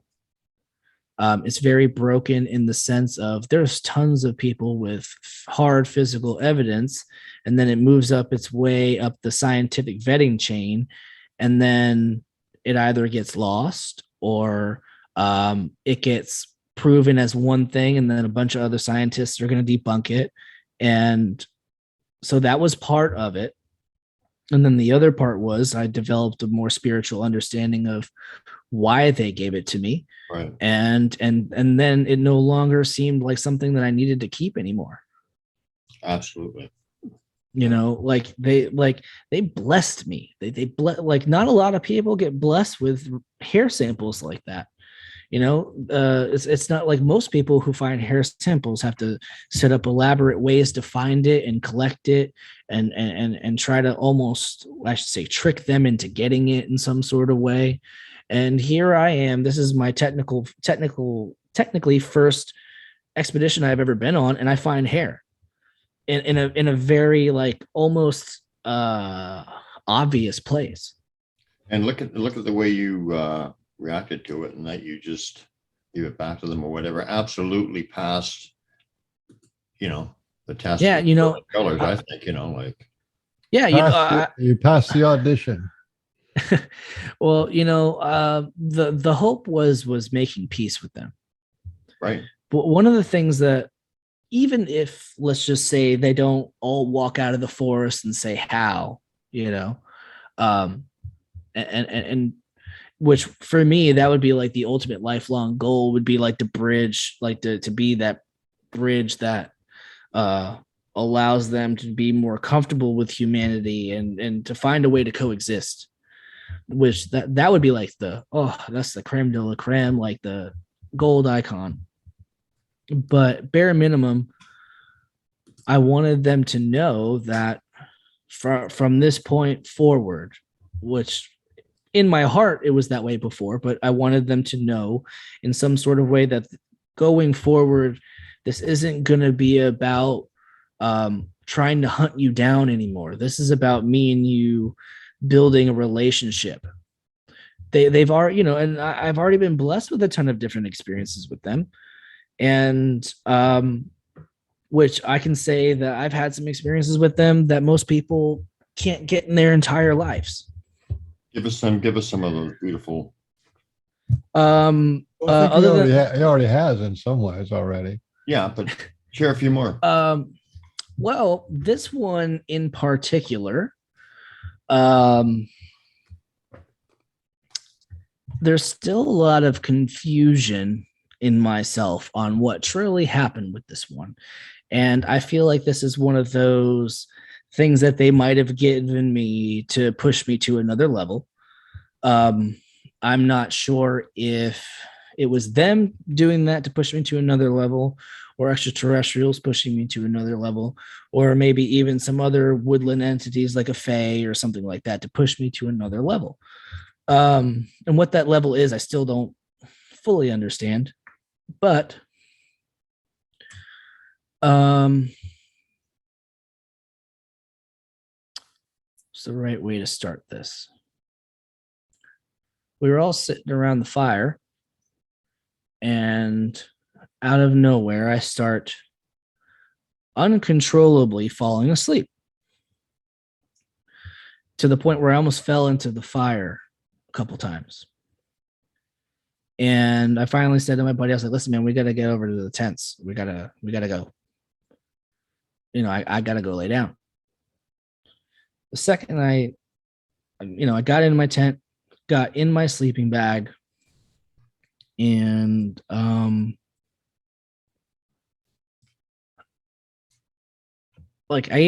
kept my boots on because I'll admit I kept my boots on just in the event that I had to run.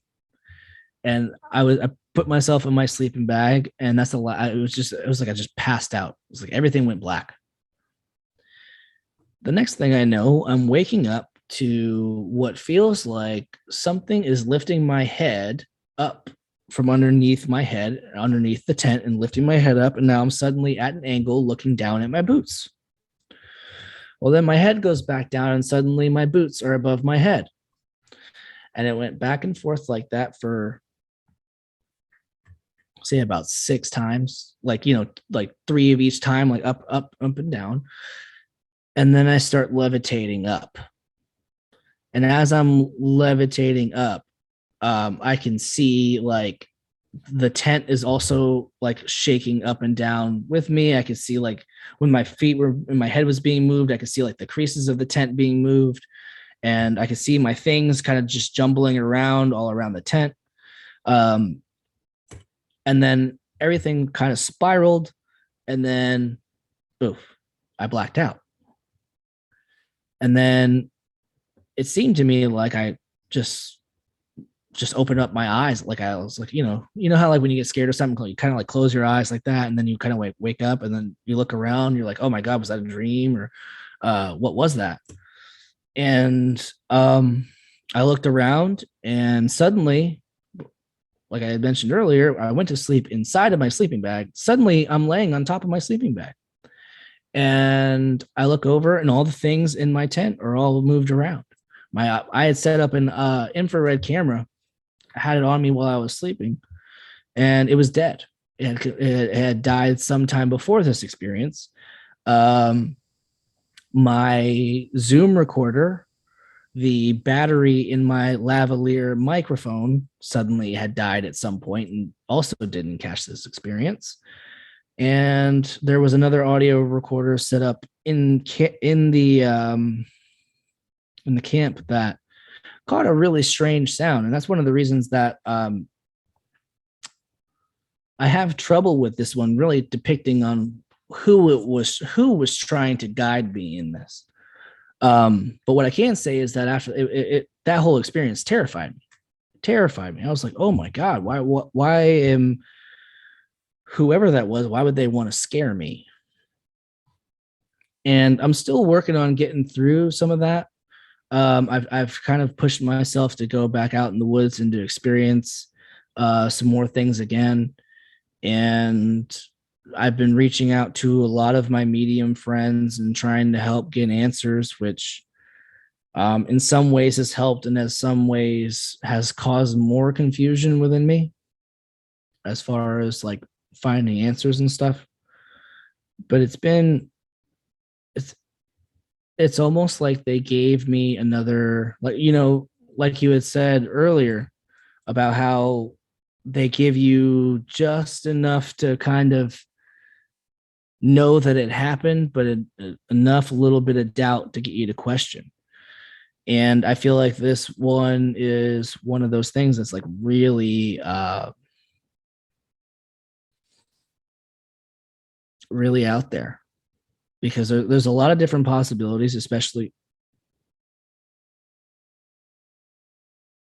I can't hear you. What's Mr. Beans doing? I don't know. But you mean, can you hear me now? Yeah, I can hear you now. Yeah. So you talk about this topic is them lifting up your feet and lifting up your head and then levitating you off the ground, right? That's what you're talking about, that bizarre kind of phenomena. Yeah. Okay. Here's what you can do if you're going to write something down. There's this guy named Michael Salas, Dr. Michael Salas, and he had an interview just recently with a guy named Dr. Courtney Brown, and Courtney Brown is a remote viewer. And in that video, he talks about, there's mind speak, right? Empathic connection and psychic connection.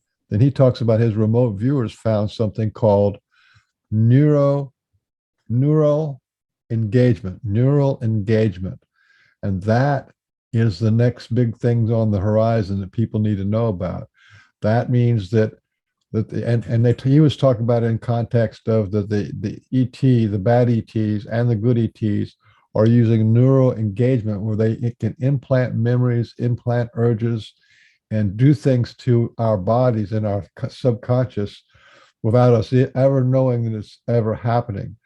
So, and this is like a big deal because this has been going on for thousands of years, and that's why things are such a mess, is because bad beings have been doing this work, right? This neuro engagement, which is like how can you put it? There's remote viewing, right? Then there's remote influencing. That means when you go to remote influencing, you can maybe see into somebody's office and you can actually play with their computer. That's remote influencing. Yeah. But neural engagement means you can go to you can remote view a person, find them, and you can get inside their head and say, tell the truth, or do something good or something bad. So definitely look that guy up, because that's what you're talking about, and that's the next big thing on the horizon. When that comes out, that we've been messed with from other realms for a long time by this process, that's like a huge, gigantic disclosure. I'm really glad that you said it that way. And the reason being is because that one audio recorder we found was so far going through the evidence of that time period, very interesting to say the least. That's going to be one of my favorite things to finally release and to tie it all together publicly for everybody. But it's how that changed me going forward. That very next day, suddenly I was having like anxiety attacks. I wasn't even comfortable being in my own pantry. Suddenly I was afraid of closed spaces. And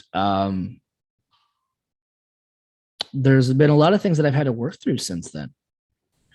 And so whatever it was, I came to the conclusion that whatever it was that did it doesn't really, like, yeah, it matters to me. Yeah, it's kind of gnawing in the back of my head because I want to know, like, my logical side. Like, I want to know. I want to know what I can truly tie this event to. But that's also part of the journey that I've now been put on. Now it's time for me to get to another level of consciousness, another level of spirituality. I need to dig deeper within myself and work on more and work through becoming the best me that I can be, because there's a lot of different things that even just a couple of weeks ago, before this experience happened to me, there was still a lot of things that I was not willing to do, things that I was not willing to look at.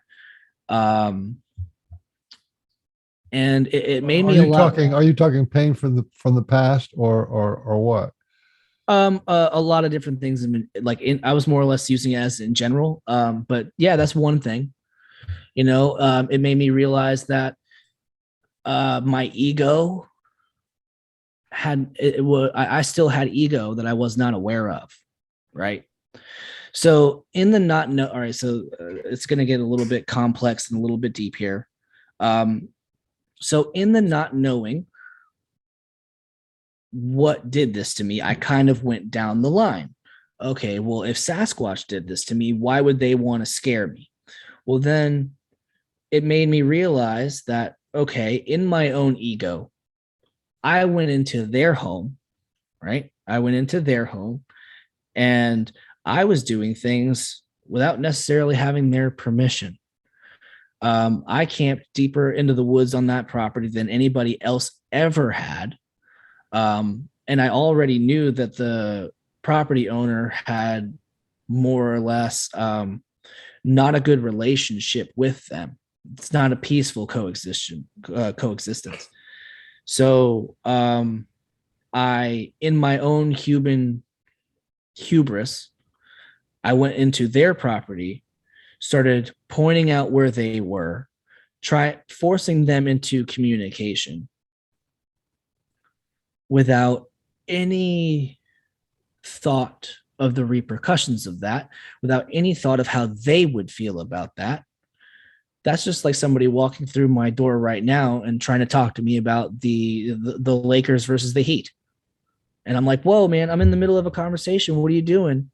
I'm just trying to live my life over here, and you're coming into my home, into my territory, and completely setting off the equilibrium. Okay. I realized that my ego and my quest to accomplish what I thought was my mission, I didn't take the time to consider because I consider them to be people, who I was offending by what I was doing. I didn't take the proper steps to ensure that that everybody was respected, everybody was honored. And I think that's one of the purposes of why I had this experience. because it kind of because so then I find out a little bit more information of talking to another medium friend, and it put me into a position, let's just say, where I wanted to make amends with them, because in my head I thought that I had come to this my own conclusion that, okay, I really offended you guys, I really messed up.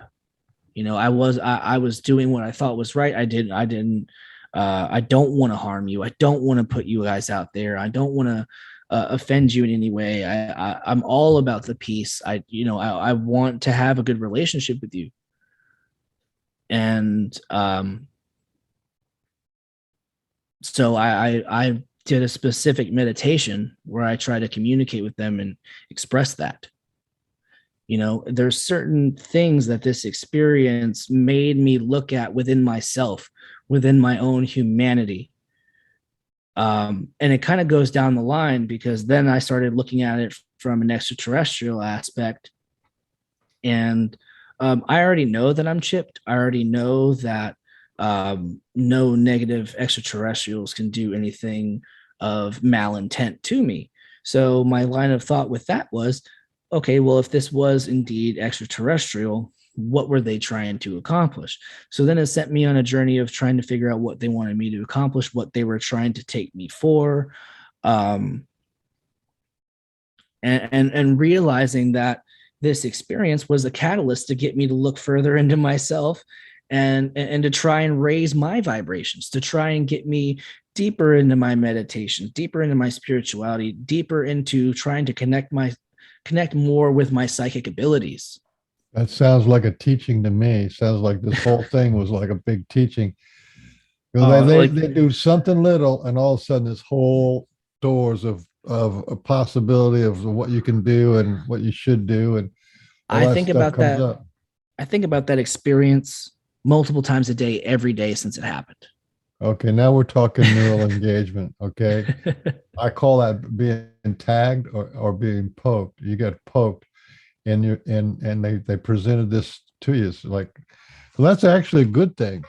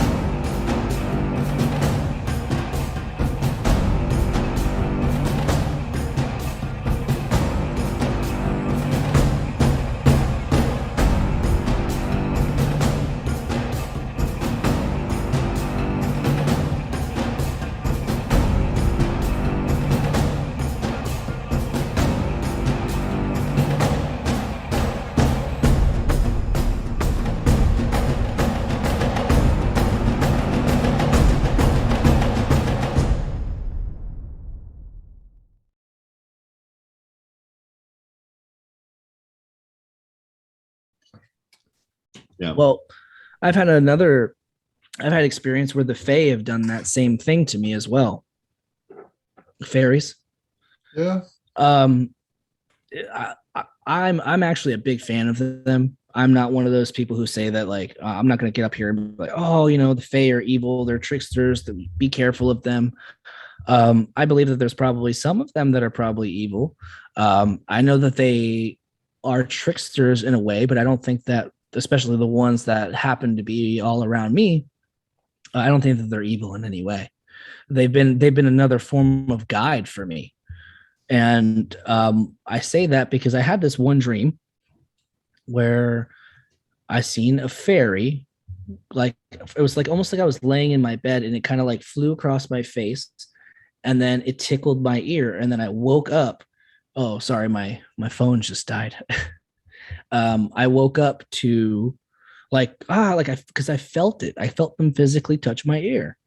And it was just a little fairy lady in a white dress flying by my face, and then I was completely startled. Shortly after that, they started taking my stuff, right? Okay, so they started taking my stuff, and sometimes it would be a week, sometimes it would be 3 weeks, 2 months, whatever the time frame is that they felt like giving it back. Well, one of the things that they took, I had just bought this brand new knife. I'd seen it in like a convenience store, and I thought it was really cool. It was like really cool shape, and I like to collect things from time to time. And I really liked it. I bought it. I brought it home. Didn't even use it once. I put it into where I keep like most of my collectible things. About a week goes by, I go to use it for something and it's not there. And I'm like, okay. Now, because at the time before I realized that this was them working in my life, I would get so mad at my wife because she's a neat freak and she always touches my things and she moves it into places that wherever she thinks it should go. And then she forgets about it. So initially, my initial reaction was to go, hey, did you move this? No, I don't know.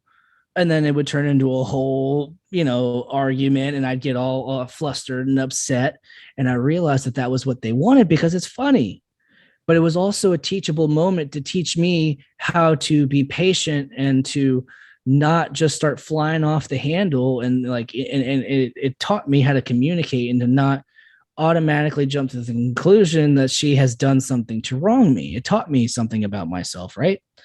So I'm sitting here and I'm a friend of mine who is a YouTuber. She's a medium who also has her own paranormal show. She started talking about the that the Fae had brought back something of hers that they had taken. And when I watched that video, something in my head told me to go check the place that I had originally put that knife. And I walked right in there and that knife was back, except it broke one of my glass pipe pieces. When they put it back, they put it back rough. And now there was suddenly a broken piece of glass, which I would have never left in there because I put my hand in there. I would not allow, if I knew something was broken, I wouldn't have left it there to possibly hurt myself. And it was things like that just kept happening over and over throughout the months until I started leaving them offerings. And once I started leaving them offerings, it's been fine. They don't take my stuff anymore. They just want me to honor them, show them, because what I do is I get like I have this little glass thing, little glass dish, put some milk in it. And then I usually like leave them like a tray of some sort of, like brownies or cakes or muffins and stuff like that, little treats. And I put it high up in this, it's like almost like an electrical box, cable box, or whatever you want to call it. In my neighborhood, I know that there's raccoons sometimes, but we don't really have things like squirrels or a lot of birds that hang out or anything like that. Normally I'll put it out at night and it'll be gone in the morning. And, I have a little statue out there for them. It's one of those, they can be a guide too. And I think a lot of people get Absolutely. a misconception about them. They think that they're just these tricksters that are out to get you, and you can't trust them, and you can't, have any sort of relations with them. Let me let And me since, let me yeah, let go me ahead. share a story that just happened actually in the last couple of days. I have a lady friend who's been on our show before. She mentioned to me she can contact all of these elementals or whatever. She puts her, she's just got that gift. Laurel, remember? Oh yeah. And she told me there was a little fairy because she's got a connection with the fairies. Wasn't she the one who took that fabulous photograph of the 3 foot tall blue fairy? Was that Yeah, her? yeah. So anyway, she told me there was a fairy. This is just a little 5-inch guy called Tom who was open to meeting me out in the woods, right? Because I basically only connect with Sasquatch because it's a pretty hardcore kind of education. So I don't do a lot with any other kind of things, but I'm slowly being introduced to fairies and a couple things. So she said they like marbles. So take them out of marble and put it somewhere in this. And she told me where an area where I know that she said that he was. He had actually run into a bunch of fairies when we had a gathering there a few years back. So I took the marble and I also took a little bit of chocolate because she suggested they like chocolate. Mhm. So what I did is I went up on this stump along. I just got the feeling I walked along this path, this fairy path or whatever. And there was about a 10-foot tall hollow stump. And I had to step up on one of in the old days, they would have these little holes in the stumps or these little things where they would stand and then they would get the big saws going back and forth. Can't remember what it's called. Anyway, so I boosted myself up and this is about 10 feet up, right? And so it was way out of sight or whatever. And I just had a little marble and 3 pieces of chocolate and I wrapped them up in a piece of Kleenex. Okay. The marble and the little 3 pieces of chocolate. But I also said, my friend Laurel said, you don't want to get into, and I'm not saying it's wrong, but she said, I wouldn't recommend you get into a gifting situation with them. This is just what she said to me personally. She said, just offer it as a token of friendship. Yeah.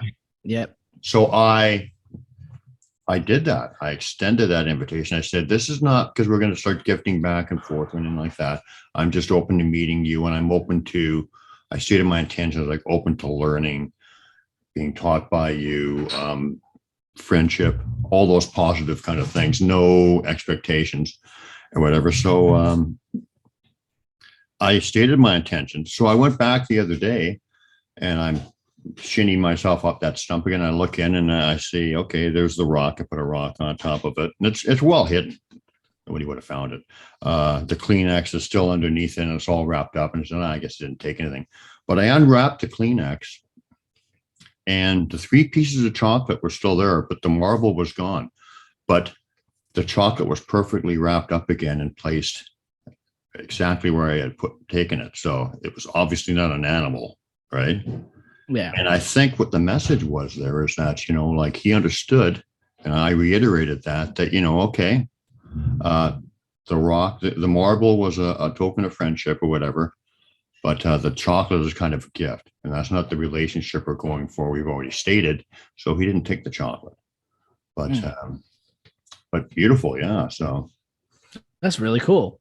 yeah, so I guess I don't know where that's going to go, but Yeah, I mean the relationship that I have with them is pretty similar to that. I kind of just do it as an offering sort of thing. I don't do it in any sort of like I'm doing this for you guys to honor you, to acknowledge you, to be friendly, that you're here, that we share the same space because this is, they're on my property where my house is. So it was about making peace and it wasn't supposed to be something that was going to create like an exchanging relationship. It was just like, hey, listen, I know that you guys are at work in my life too. I honor you. I'm here to protect you. I don't want, I'm not going to sit here and try and take pictures of you. I'm not setting up a camera where I leave these offerings. This is just for you. You take it as you want, type of thing.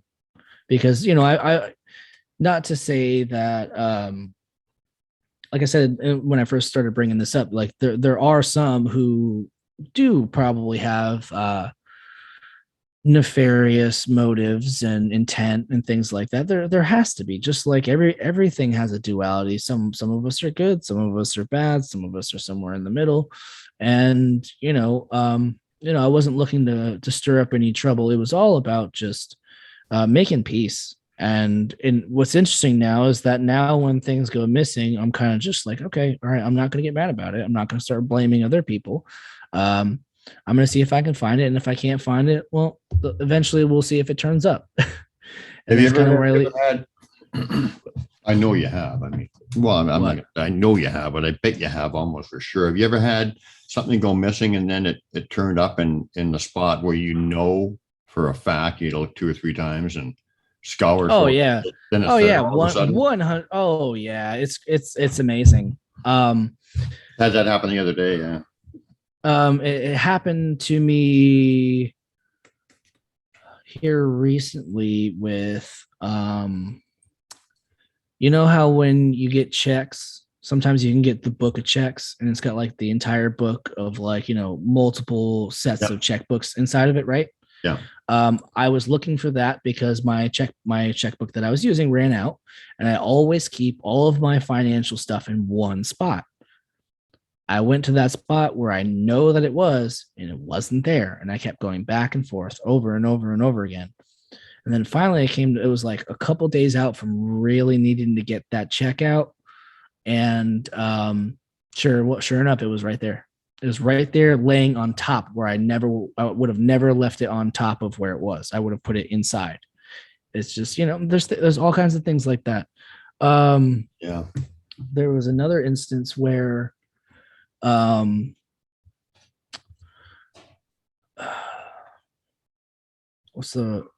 right, so I'm trying to think of how exactly the story transpired so that way it makes sense. I was looking for my hair clippers. I just went on vacation. I normally cut my own hair and trim my own hair and stuff like that. I needed to cut my hair. I was looking. I could have swore that I took the box out of the car and put it on the last thing I remember is putting it on my porch when I was bringing all my stuff from the car into the house. So next couple of days, I'm looking for it. I can't find it anywhere in the house. So I was like, hey, Mom, because we had traveled in her car. I said, hey, Mom, by the way, can you check your car when you get the chance to see if you have this? Because for some reason, it's suddenly not where it should be. So about a week went by, and suddenly she found it tucked in the very trunk of her car somehow, which doesn't even make sense because I for one, I already know I put it on the porch. The second thing was that there was no like logical way it could have been tucked behind like these boxes and stuff that she always keeps in her car. Like it just doesn't make sense how it would end up there. So she calls me and tells me, hey, listen, I found this. I don't know why it's here or how it's here, but I'm going to come bring it back to you. I said, cool. I said, it must have been the fairies up to their stuff again. No big deal. So I was going out to throw my garbage in my garbage can, and I look down on the ground, and there is a credit card on the floor. And I'm like, I have my yard's not fenced in, but I have like concrete pavers where like I have my grill, and then I have, a couple feet away from that, that's where I keep my garbage can. And then like right there next to that, like in the yard area, that's where I have what I call my fairy tree where they live. And so right in front of the garbage can was this credit card. And I'm like, well, that's out of place. That's weird. I pick it up, and it's one of my mom's credit cards. And I called her up immediately and said, hey, Mom, are you missing this credit card of yours? She goes, no, I could have swore I just used that a couple of days ago when we needed to get gas when we were about to leave for the trip. And I said, why don't you check your wallet and see if you have it in there? I don't know why. I just got a feeling. That's what I said. She goes, grabs her wallet. No, it's not here. Where is it? And I said, it's right here. She goes, where did you find that? How did you get that? I said, Mom, I found it out in the yard. I guess they took your stuff and they brought it back. I said, you might want to check your bank statement. But it was, but that's the type of So stuff by they the fairies do. going to the ATM machine or something. Yeah, who knows what they used it for? Maybe they took the magnetic strip out of it or something, attracted them. Who knows? Maybe they really needed to buy something at that store. I don't know, but it was it was one of those like, because I know that 2 days before I went out there, when I went to go take my garbage out, that credit card was not laying on the ground. So, and I walk my dog in that same area all the time, and I never seen it out there until that day. Suddenly, it was just out there on the papers. Wow. So you talked about downloads a little bit. So what's your personal experience with downloads, and what do you think? Talk about what you think they're for, maybe in a general sense, and what they're for you personally. Because I've had a lot of experience with downloads too, so I'm just kind of want to see kind of some of the correlations or whatever and stuff. Like it's always nice. Okay, sure. Downloads in a general sense. I feel like downloads Personal and general, please. Yeah. Yeah. I think what they're for in a general sense is, I think that it's to bring you closer to your divine purpose, to what your higher self is truly meant to do. Whether you're supposed to be an artist, whether you're supposed to be a doctor, it's those little things that kind of line up in your life that, because we all feel like we all have these passions, right? We all feel like we have something that we're meant to do in some sort of way. These talents, these things that we're drawn to, right? And sometimes in our life, we try to keep those things that are our passions, are our hobbies, and then we get a job that we work and we hate, right? And we're doing these jobs and these things in our life that we don't necessarily get a ton of enjoyment or satisfaction out of. And then suddenly this will pop up into your life that makes you use that God-given talent again, right? And I feel like the downloads, in a general sense, are sometimes for people to get back into those things that are honoring their higher selves, that's honoring their passions, because those are the things that truly inspire people and are doing the work of the creator in some sort of way. Whatever your gift is, whatever your talent is, that's all unique and up to you, and you have the free will to do that as much as you like. But I think that the downloads intrinsically push you to doing it more and more on I'm for whatever reason, I'm lacking the word right now, but on a more Instinctive. Instinctive, but like you're instinctively doing something on like a helping the world kind of level, like you're trying to like almost like philanthropy, right? Where you're doing things on like you're doing something that's gonna, whether you intend it to or not, going to change the life of somebody else in some sort of way, whether it's inspiring them then to get into music, inspiring them to get into art, inspiring them to be a better person on some sort of level. Because I think the motive of the creator, if he has a motive, is that he wants us all to be our true selves, who we were meant to be, enjoying our passions, enjoying our life, living in happiness and love and peace and light. Right. So that would be like my general answer. So what that's been for me is somehow I've always been really good with technology. Technology has always been something that's been easy for me to pick up. I've never had to work at it. I've never had to study it very hard. And the things that I learn and study very hard, like I'm able to master it. Like this, for example, right? Especially after I was told that technology was my thing by my guardians. I was sitting there watching some shows, and I got a text message from a friend of mine, and he said, "Hey man, listen, there's a guy with an open show right now. Do you want to come on to it?" Right. So for me, I kind of was like, that's the synchronicity of, hey, this is something that the universe wants you to do. So I did it. Okay. And I got on there, and these guys were like, "Oh my God, like you sound so professional. Like you sound like this is your first interview you've ever done talking about any of this stuff." And I was like, "Yeah, this is the first interview I've ever done like publicly and online on YouTube and things like that." And like since then, um, I mean, I do have a little bit of background in radio because it was, I don't know if the air check is still good or not, but I was actually licensed through the FCC to speak on the radio. I did that through school, and somehow I was just really good at it. And we had a radio station in our high school, and that was just like it was really about one of the only things that interested me. But once I got out of high school, I never picked it back up again.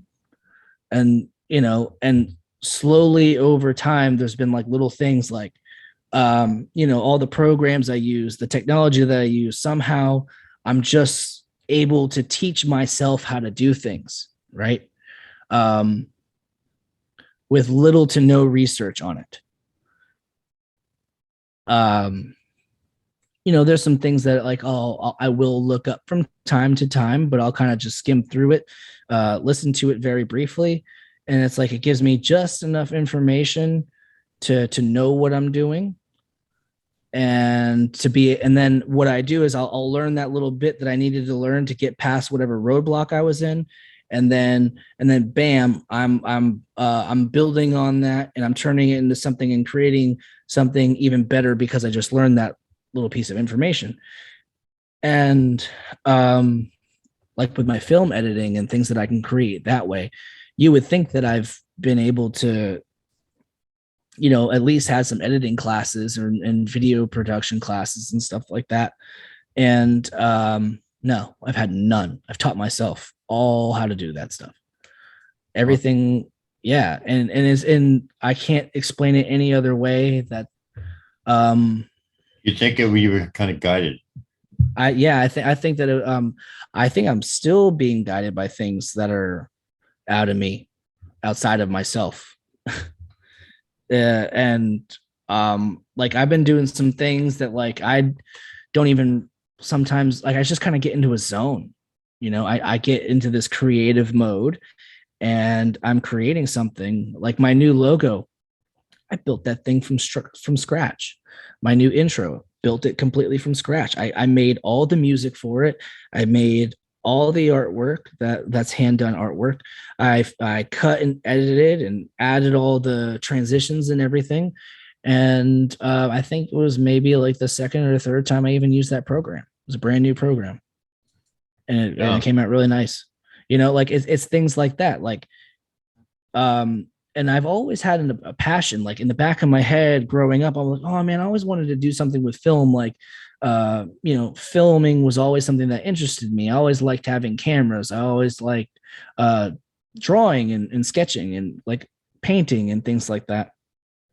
And it was always like something that I was very interested in and was passionate in, but I always allowed my regular life to dictate how often I did those things and whether or not it was actually an interest in the forefront of my mind. Well, getting into all this and doing all my meditation and things like that, I realized that passion is my purpose because I have a vision in my head. I have ideas that I need to express because there's more people that I need to reach in the world with what's in my head. There's more people. There's somebody who's going to watch what I make or listen to something that I say in a podcast, and it's going to change their life. And I've already had several instances where I've been reached out to by people who said that because of something that I said in a specific way, it triggered something in them that allowed them to either bring back a memory that was lost or push them towards an idea that changed their life. And that's what this stuff is all about. Yeah. That's what these higher frequency beings want us to be doing. They want us to be, we call it networking, but really it's about inspiring people on a soul level. It's finding your soul tribe, finding the people that you're supposed to be with and working with and collaborating with, to working towards inspiration on a global scale. Or I don't, it doesn't always have to be a global scale. It could be locally, you could be making a difference locally, but I'm saying that in the sense of the word, that like they want you to spread that positivity and love and the higher vibrations as far as you can. So if your dreams are to be a movie star, or to be the next big producer, or to be the next Van Gogh, shoot for that. And anything less than that, maybe you won't be the next Van Gogh, but there's probably someone who's going to really love your piece of artwork, and it's going to inspire them to, who knows, maybe them buying that piece of artwork, their kid is going to love that artwork, and that's going to turn them into possibly getting into art school one day and them being the next Van Gogh. Like you don't know where these things are going to lead you. Every single action that we have has some sort of ripple effect in the universe, and I think that the downloads push us towards doing those things that are going to cause those ripples, those disturbances that are going to spread throughout the continuum and impact other people, whether in big ways or small ways, you never know. But that's what I think they're for. Yeah. A lot of the downloads I've experienced, I don't know, do you feel kind of like this too? Or quite often when I've had them, I've had just a knowing that there's a bigger knowing immediately. There may not be a bunch of details right away, but there's just like, I just know stuff. And it's like, there's something in storage for when I need it. It's just like, okay, it's there. And when I have to call upon it, it'll be there. But there's just a bigger kind of knowing kind of thing. Is that a download kind of thing that you would experience too? Or yeah, sometimes I can say that. But I can also, sometimes I have to say that my downloads, what I could possibly perceive as it came from a download could have also been from me tapping into psychic abilities, which is what I'll also say to you too. Intrinsically knowing something without being taught or told something, that's one of the clairs. I want to say that is, if my phone's dead, I can't look it up, but that is a psychic ability. So being able to just kind of know things, you might be tapping into a psychic ability of yours that's latent, that you are not aware of, that's working in your life.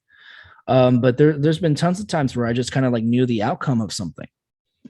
And right. Well, like maybe you're not guessing the winning Powerball numbers, but you're cognition, like, I think it's called. Yeah, clear cognizant. There we go. Yeah, I think, yeah. Well, I mean, yeah, absolutely. The clairs. I definitely think that there's a lot of anecdotal and social references to everybody having abilities. Everybody has a gift. Even the Bible talks about how every person it has a gift, something that they're supposed to do that's on a spiritual level, right? That we all, some people are healers, some people are able to lay hands and cure things on people. Other people are able to see the future, prophecy. Some people are able to speak to spirits. Some people are able to channel higher frequency beings. There's all kinds of different levels to this. It's and if you think that you are exhibiting some of those characteristics, maybe the universe is calling you to something higher. Absolutely, 100%. Go ahead. So,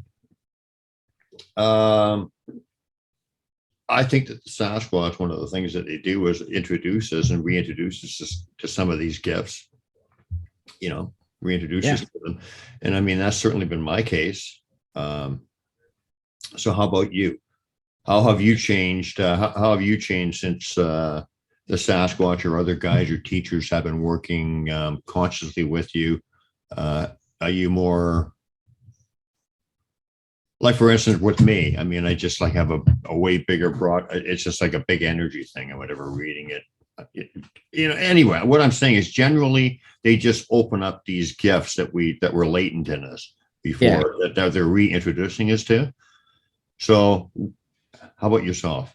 How has your life changed in that regard? My life has changed in that regard in a lot of different ways. One of the main ones being is that I'm much more in tune when spirits are around me now. Right. And I'm also able to pick up on the intent of those spirits, whether they're good spirits, bad spirits, good entities, bad entities. I recently went out to a gentleman's property that he had taken me. He's awesome guy. I've had him on the show before. Good, good Christian man who, I mean, I personally believe that he's probably has some latent gifts that he doesn't know about. But that being said, he had said to me, he's like, "Hey Matt, listen, I really want to take you to this place and I want to see if you feel what I feel." And I said, well, what? He goes, "I just want you to kind of feel it for yourself and you let me know." So we're walking through the property and we get closer to this one spot. And it was just like, you ever walked into a wall, like a physical wall, like you ever walked into a wall or a door or something like where it's just, that's what it felt like. But I was walking through the woods. It's not like I hit a tree. It was like I hit this spiritual wall. And once I kept going through that, it was like some really nasty spiritual pressure. And it felt old. It felt dark. It felt like terrible malice. And I told him straight up, I said, "Listen, man, it was so bad to the point where I started getting physically ill. Like I had to get out of there." And we did. But I told him, I said, "Listen, man, you need to be careful on this property." I said, especially back there, and the rest of the areas felt fine, but when he took me to that one specific area, there was, and I don't know if that was some sort of, old elemental spirit. I don't know if that was, some, old, very old clan of Sasquatch or Dogman, or who knows what. But it was a very unwelcome feeling, and it's things like that. Like since I've gotten reintroduced and started introduced to all this stuff and working on myself and meditating and trying to get to my higher self, I've just what kind of meditation do you do? I do my own kind of meditation in a way. I'm not one of those people, because and come to find out, one of the reasons that it is because I'm able to really envision things in my mind, and my mind is constantly going and going and going and going. So I can't just kind of sit there and like quiet my mind super easy. And for whatever reason, guided meditations don't really work for me. I don't I sit there and I try to follow the guided meditation and try and do it. I like when I'm listening to it, I can't try to, like, they'll tell you, "Oh, imagine that you're in like a pool of white light," and things like that. And like, imagine the white light slowly going up you and cleansing you. I can't do those types. I have to kind of just sit there and get into my own sense. And how I do that is I find a quiet space. Mainly I do it in the shower, under hot water. And I repeat several things in a certain numerical amount of time over and over and over again. So let's just say one of the ones that I do is light meditation. Like I imagine myself in a pyramid of light, right? And I do that every night, specifically because as somebody with the abilities that I have, surrounding yourself in a pyramid of white light allows negative energies to not be able to influence you while you are asleep and outside of your body. which is one of the things that I was taught, especially for somebody that is, it's really good for people who are receiving downloads as well, because that stops your downloads from being interfered with something negative that causes you to feel like you didn't get any restful sleep, that you had nightmares or night terrors, things like that. So that's like one of the ones that I do, but I kind of sit there and I take whatever it is that I want to say or whatever it is that I want to focus on, and I repeat it over and over and over again and try to focus on those and envisioning that in my head without allowing other things to come through. And if something else comes through, let's just say a random thought of, I forgot to walk my dog. I need to walk the dog after I get out of the shower, blah, blah, blah, blah, blah. I think about it, I honor it, and I let it pass. I don't let it sit there and take me into a whole other tangent of thought. And I don't like let it take me down a rabbit hole. I keep myself grounded. I keep myself focused, and I keep trying to repeat it and envision whatever the goal is. So It sounds like a pretty good process. I mean, that's less a mantra or statement. Meditation is like repeating a mantra, repeating a statement. yeah. Yeah, and have it with a feel. That's pretty good. That's an oldie goldie. Yeah, I mean, I know there's a lot of different ways to do it. That's just what works for me. Like I have tried countless guided meditations. I've tried doing like Tai Chi, physical type of focusing the body to focus the mind type of techniques too. It's just my mind is just this double-edged sword sometimes. Sometimes I love how fast my mind works and how I'm able to talk and think about things and let that come through my mouth. But when I'm trying to get it to be quiet and I have a lot on my mind and I have a lot of ideas just freely flowing through my head, it's hard. It's hard to meditate. But that's when I realized that meditation is not about the end result. It's not about turning into a yogi and or a monk and meditating and levitating off of the floor. It's about the journey of honing yourself into your craft, whatever your craft is. Sometimes when you meditate, the most powerful meditation you have is when you just sit there and struggle, because that's when you're actually engaging with the energy of your mind. And so you think, well, that was a shitty meditation. All I did was struggle with my thoughts. But in fact, that was like climbing the mountain. I mean, you're actually doing it. You know what I mean? Yeah. So we kind of are geared towards instant gratification. But meditation isn't one of those things. You just have to you have to practice it for a long time before you see that there's actually beneficial results. Yeah, I used to do Kriya. Okay. Kriya yoga. You ever heard of that? I have. Yeah, and I was initiated by Satguru, and it did it for years. And we had this little thing, a little saying that we said, what meditation is for a yogi is perfect concentration on a perfect point until what is finite becomes infinite. Isn't that a cool saying? Yeah, that's awesome. Yeah. The Sasquatch actually initiated me into a heart-light meditation, which is pretty good too. They stuck the invisible Sasquatch stuck his hand inside my chest, took over my breathing, and it was like really bells, really hard for a little while. And I just raised my vibration really high. That was pretty powerful. There is a Sasquatch meditation too. I mean, I imagine so. If you want to connect to them, that's one of the things you do, because they say that if you do the heart-light meditation, they can see you. In other words, you're increasing the energy in your heart, and that's what they call the glowing. And when the glowing keeps getting bigger and bigger, they can disappear. That's how they do it.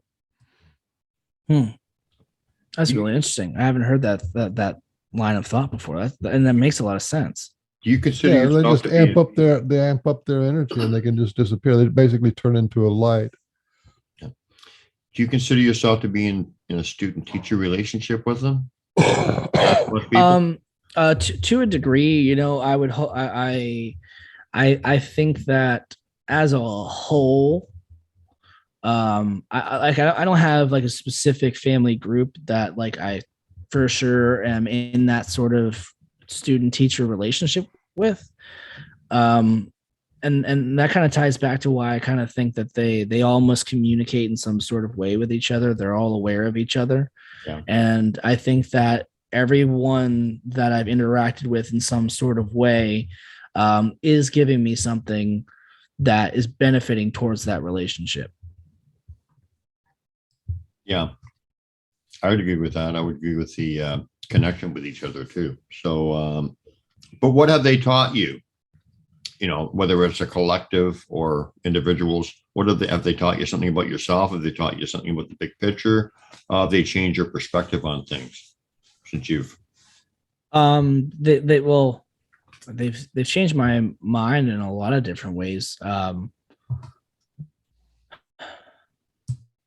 For me personally, they've taught me to value life in a different way, to value family in a different light, to value the people around you in your life in a different light, to value yourself, to work on yourself, the importance of um, being true to yourself and being true to who you are. I think that's a very valuable lesson that I've learned from them so far, is being true to yourself, because I have found that you walk a fine, or at least this is how I feel it is for me, is that I have to walk a very fine line of, do I want to honor my spirit and my true self, or do I want to be the person that makes a discovery? Do I want to be famous? Do I want to improve like the things that shouldn't necessarily matter to me? Or do I honor my true self and my morals and my integrity and who I am inside of my heart? You know, I could have released a lot of information that probably would have got me all kinds of stuff. You know, people trying to ask me to be places and do things, be on podcasts, things like that. And I've struggled with it internally. You know, that, do I want to release these things in the light of where it's going to benefit me, or am I going to just take it as the learning experience and the gift that it was, and continue to learn from that? And you know, if that makes any sense. Yeah, it's a balancing act. Yeah, I mean, but I think that they do want the people who are communicators, like yourself. You're obviously a communicator, and then, you know, into that kind of stuff, to talk about them, to, you know, talk about them in a good light, and to try to demonstrify them, or if that's a word, but you know what I mean. But Yeah. you know, because they really do have a big message out there. What do you think about that? Like, I think that the Sasquatch people and the benevolent Star Nations, racism, whatever, they have a big message for us of all one, all connected, love, vibration, no judgment, no fear, you know, all that big kind of stuff. What I call the core truths. Are they kind of printing that on you? Yeah. And how do they do that? When you said that they tell you, how do they, is it just like a knowing? How do they tell you? How do they show you? Do they show you in actual examples, like for your eyes? Is it a knowing? How do you? It's different in some cases. Sometimes I'll get things that I see and experience, and sometimes it's feelings that I get. Sometimes it'll just be, they'll let me know the answer of something. Excuse me, go lay down. Go lay down. Sorry, my dog is messing with the cat. 1 second.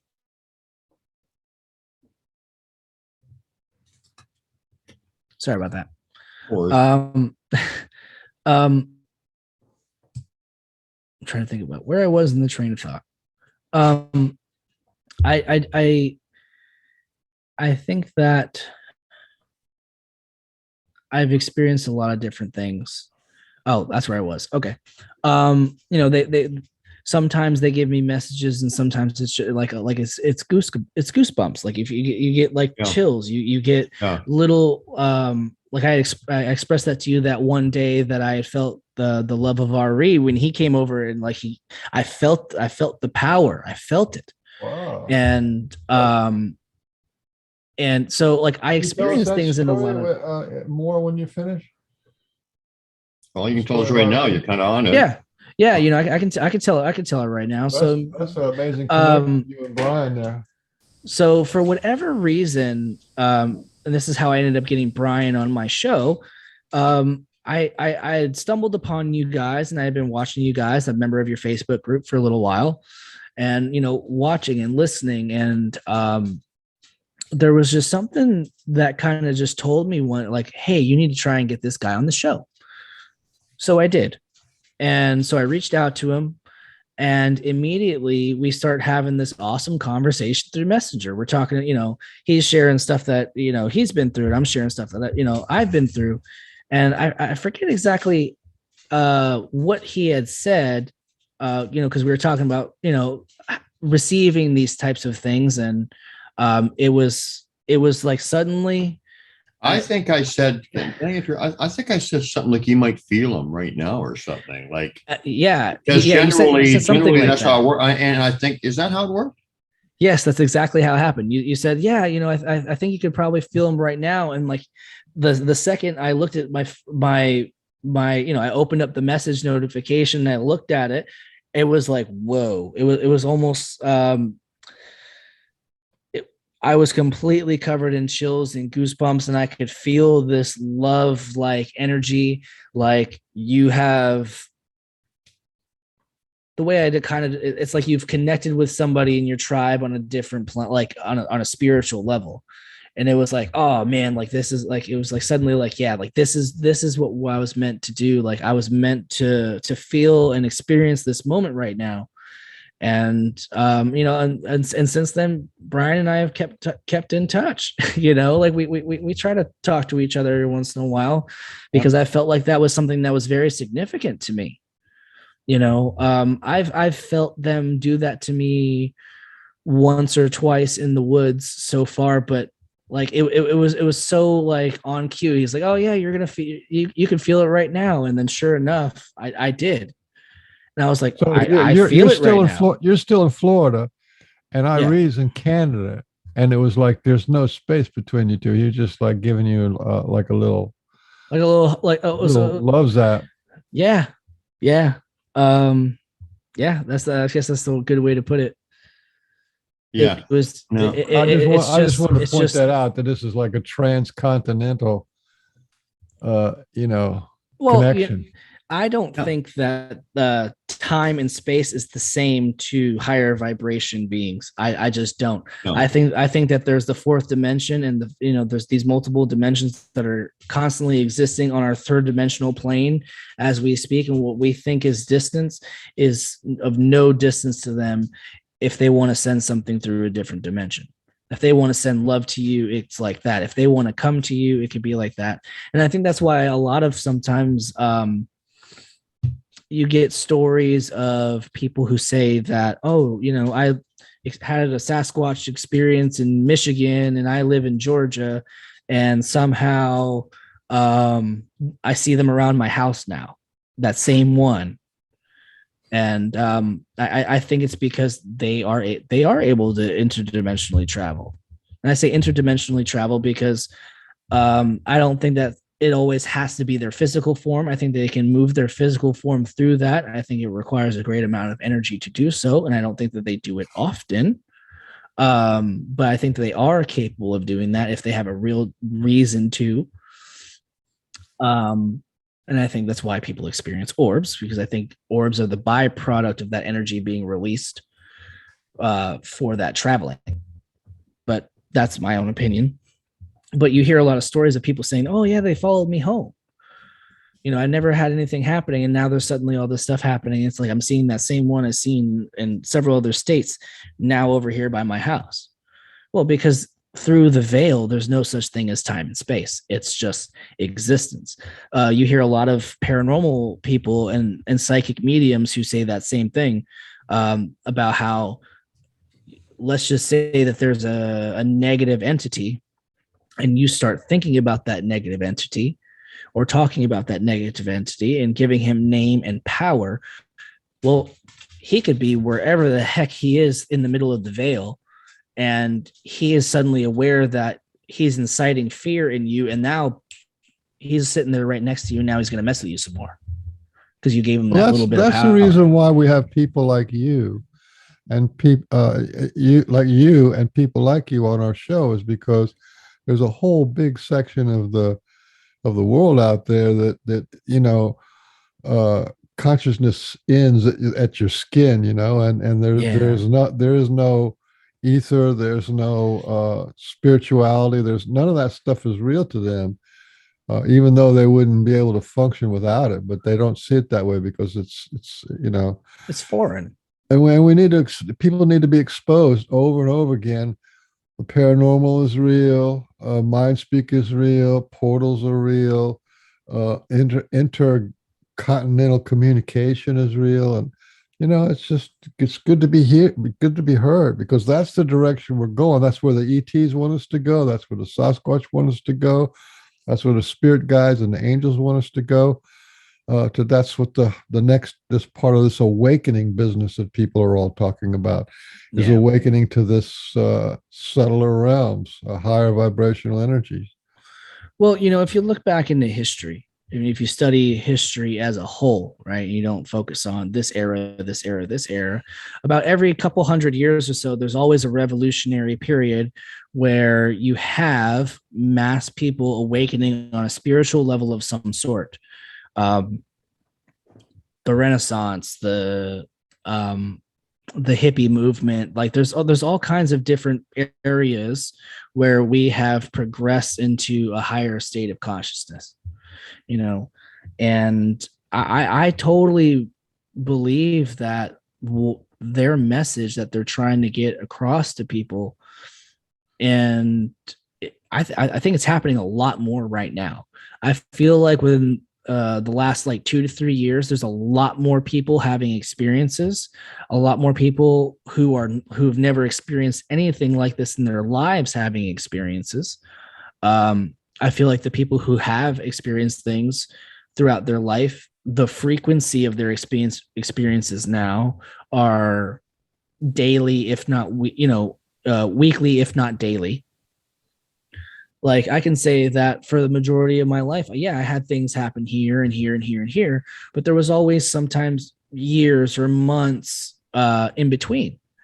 And now I have stuff happen to me sometimes on a daily basis, sometimes every week. And it's, and I understand that, it's not the same thing for everybody, but I think a lot more people are getting closer to that.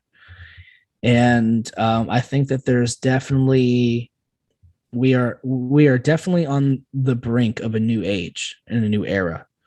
And I agree with you 100% that we need to get as many people out there as we can to talk about it in this light, not the same old flesh and blood rhetoric, not the same old, there can only be ghosts but no Sasquatch or UFOs, or there can be UFOs and no Sasquatch or no ghosts. Like we got to get people who are willing to look at everything as a whole, the grand scheme, the big picture, because that's what all these things are happening for, that reason.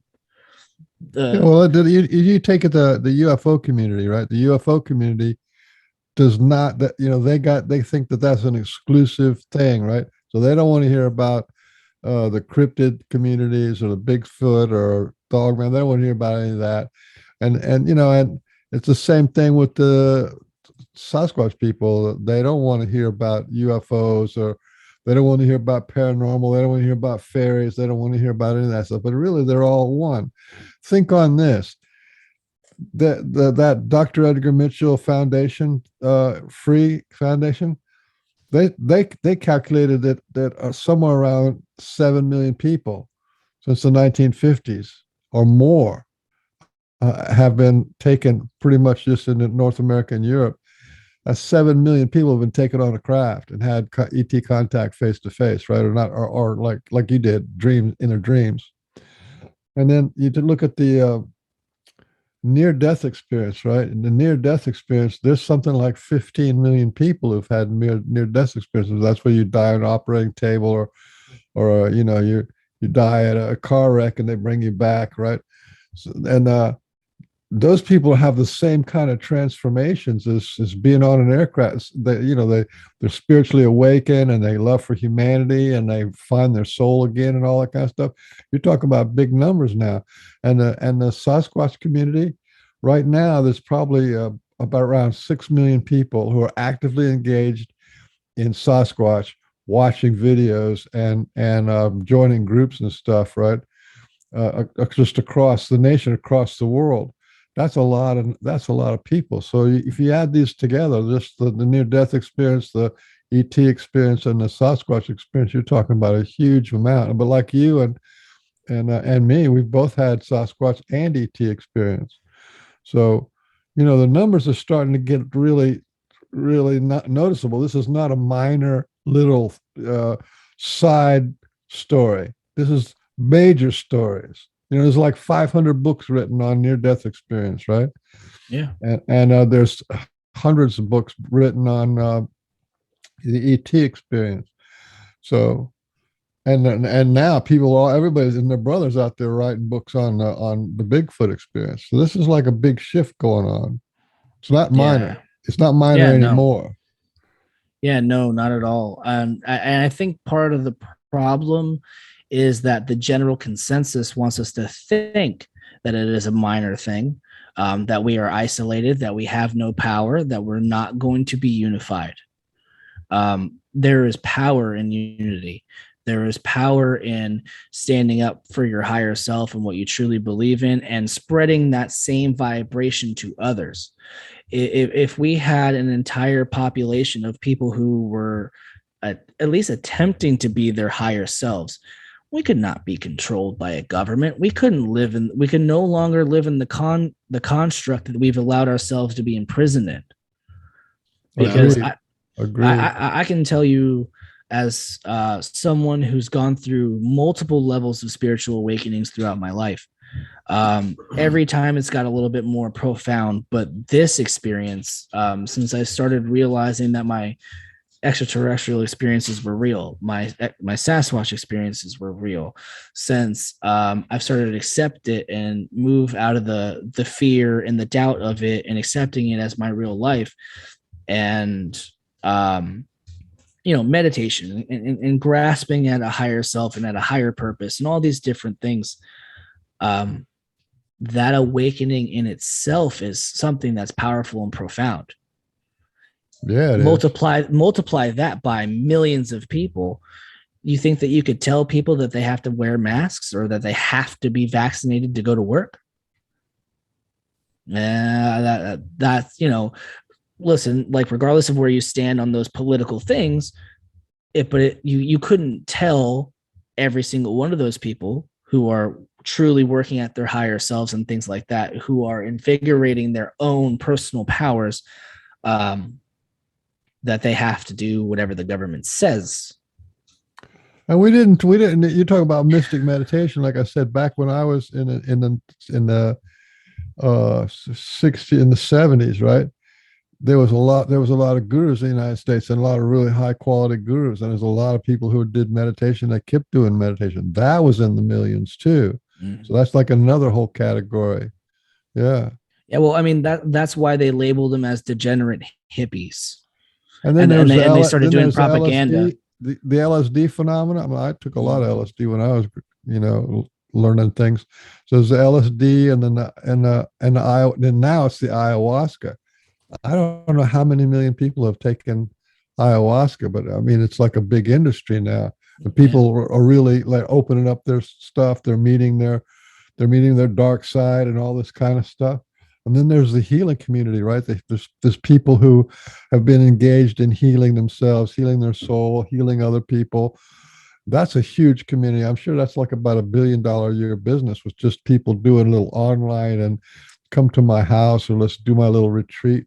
So there's a lot going on here in terms of awakening that we're part of it. We look like we're part off into the side, the side story, but in fact, we're right in the middle of it. Yeah, absolutely. I think that there's no coincidence to that either. I think that there's forces at work, is what I'm going to call them. I don't like to call any 3-letter agencies or anything like that by their real names, because I just, I do my best to keep it all out of that. But I think that there's forces at work that are trying to convince people that this stuff is crazy, that it's on the fringe, that it doesn't matter, that it's all hocus pocus, and it doesn't really have any merit. And then when you get into it, you realize how much merit it has. You like the amount of amazing things that have happened to me since I truly leapt with faith into this stuff. I've met some of the most amazing people I've ever met in my life. People that would do anything for me, that I would do anything for. My bonds that I have with my family members, with my children, with my wife, are amazing. My perspective on life, I like where I sit today. I could never picture myself ever finding anything worth taking my life over. Nothing could get me to do that now. What a story! That's so compelling that in a very clear, visceral way, the Sasquatch stepped in and basically saved your life, turned your life around. What a compelling story. It's funny too, because I didn't, in that moment, I thought it was just like, I thought it was just one of those God moments.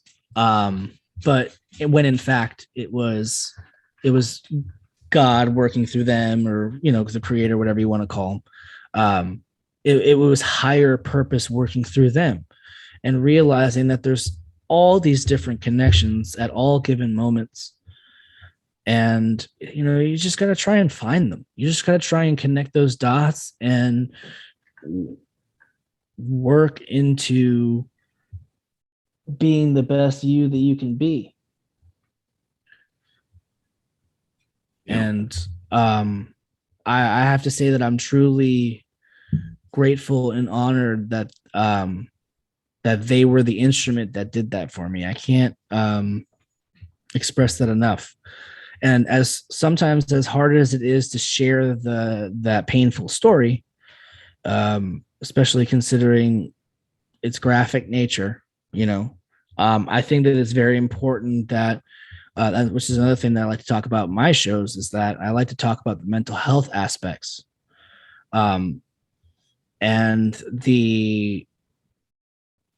Because if I look at myself and I think about all the things that were terrible that I've been through, that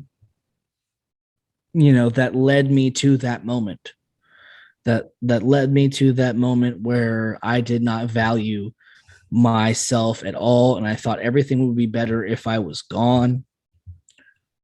And to be to that point, I think it's very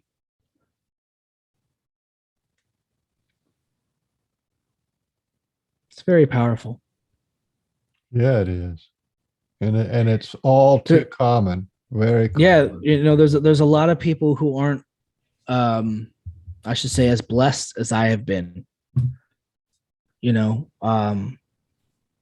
I've had, I've dealt with a lot of suicides in my family already, and it was really dumb of me to allow somebody else to take my power in that sort of way. But that's just the position that I was in at that time, and it was something truly divine at work that intervened that day. Could you talk about or tell us again the name of the way that people can contact you on YouTube or whatever? Yeah, my YouTube channel name is Supernatural Spectrum. Supernatural Spectrum. Yep, with a space in between the two words. You can contact me on through email. You can find me on TikTok. You can find me on Instagram. You can find me as Matt Williamson on Facebook. If your friends, as one of his friends on Facebook. But yeah, I have a supernaturalspectrum@gmail.com if you want to send me an email. And yeah, I think that's about most of my ways to contact me at this point. Yeah, I think you're Trying to make important. more. I think you're an important figure in the Sasquatch and paranormal world, and you need to be on people's radar. Thank you. I appreciate that. My intention is to just help other people and just spread the awareness on what I think and what I've come to know as my truth on all the subjects. Yeah. I can't say that is the same truth for everybody, because I know that there's people out there who say that they've had terrifying experience with these beings, and they're completely frightened, and they're worked up in fear. And they think that they need to have a gun every time they go out, or that they have nothing but bad intentions. I know a lot of good people who are wrapped up in that mindset. And I don't know, maybe my purpose is to help, those people who have come into my life to maybe me, I'm supposed to help them gain a different perspective on that. I think that as crazy as my life has been, and you would think that this section of my life would be like what I would call the crazier part, and it's not. This has been the most fulfilling part of my life that I've ever had. I can't say that I'm unhappy in any sort of way now.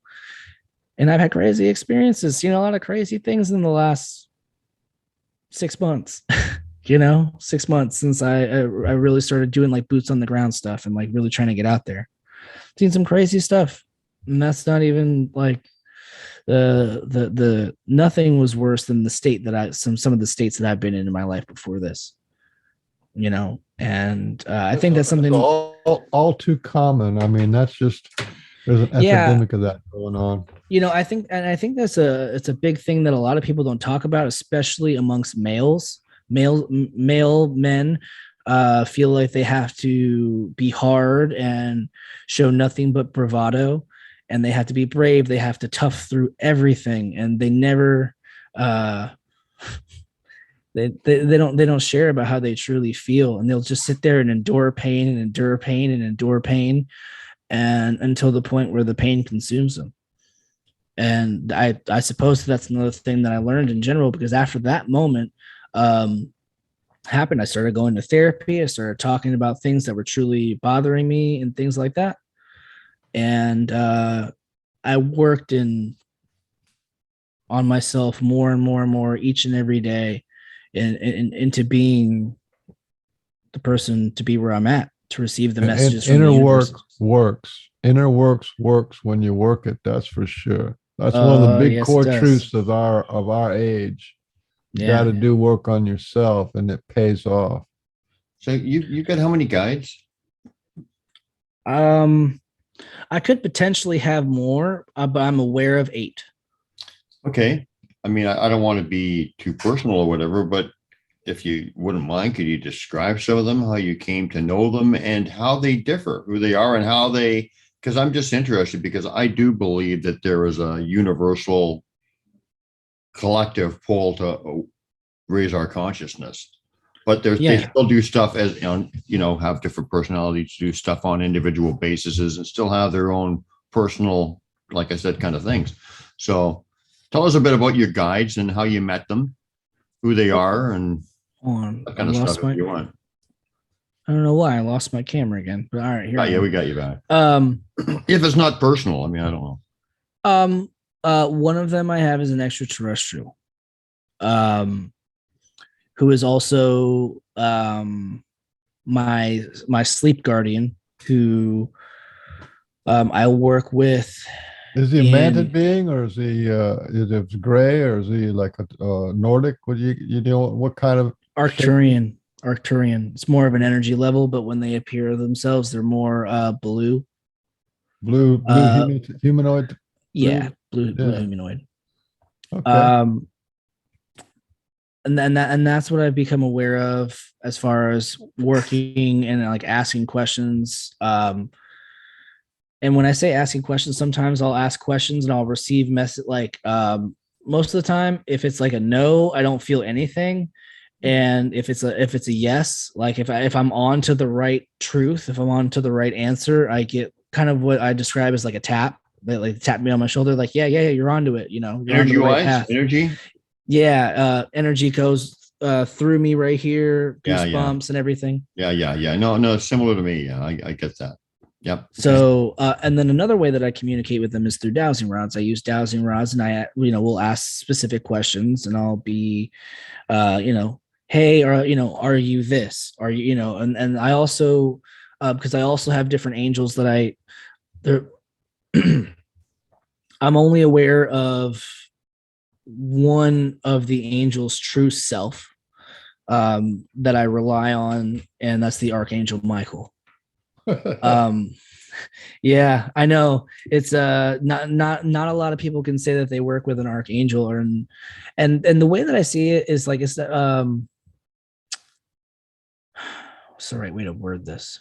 Anybody can use and draw upon an archangel. Anybody can draw upon anybody, because it's like I said, we're all these one, things, and on one yeah, level, we're all one. they exist on a plane that, like, if you needed to start praying to the Archangel Michael right now, and you needed his help for something because you were truly battling something that you needed some courage and power on, you could draw on him from where you're at, and then I can be drawing on him more from where I'm at.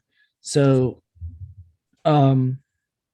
so that's one of the ones that I work with, and I think for me personally, I don't know if it has anything to do with the fact that I was raised as a Christian, and that was, for whatever reason, I was very drawn to, I don't know why I was very drawn to the Archangel Michael, like, the story, the story of him, and verses and stuff, and depictions, and especially like in Catholicism and things like that. Has something, I also have my father's name is Michael, my brother's name is Michael. I know a lot of Michaels, like it's just a name that was very common throughout my life. So it turned out to be interesting to me that he would be one of the ones that identified themselves as being one of my guides and protectors. Do they have different personalities? Yeah, you can feel it, or at least I can. The energy, right? Yeah, you can feel that the energy is different. Right. There's been a couple times where one of the things that I like to share this story when I'm talking about it in this way, because my extraterrestrial guardian is super sweet and super like, you can feel that the energy is almost quirky.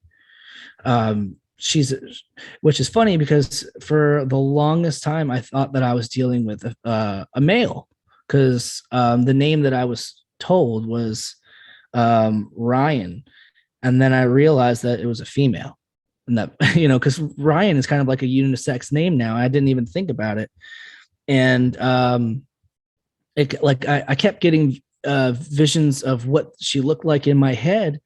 And I was sitting there thinking, like, it seems more of like a feminine energy. So then I just kind of pulled out my dowsing rods, and because I never thought to ask what the gender was. It didn't really matter to me. Building the relationship is what mattered. So I was just kind of messing around. And I was curious. And I say, hey, are you a girl? Was like, the answer was an immediate, like, powerful yes, like, yes. Yeah. And I was like, oh, okay, well, I'm going to start referring to you as a female then, because I respect your identity. Your identity is important to who you are and my understanding of you. And so she's a female, and like, I can feel that her energy is like sweet and quirky and things like that. So there was, I won't get too further into the details with the story itself, but there was an instance where my mom had sent one of her guardians over to me, and I could feel, that was the first time that I felt that the energy shifts could be different. And it was like a strong, stern kind of energy that was now over me. And I can definitely feel that there's a difference between their personalities.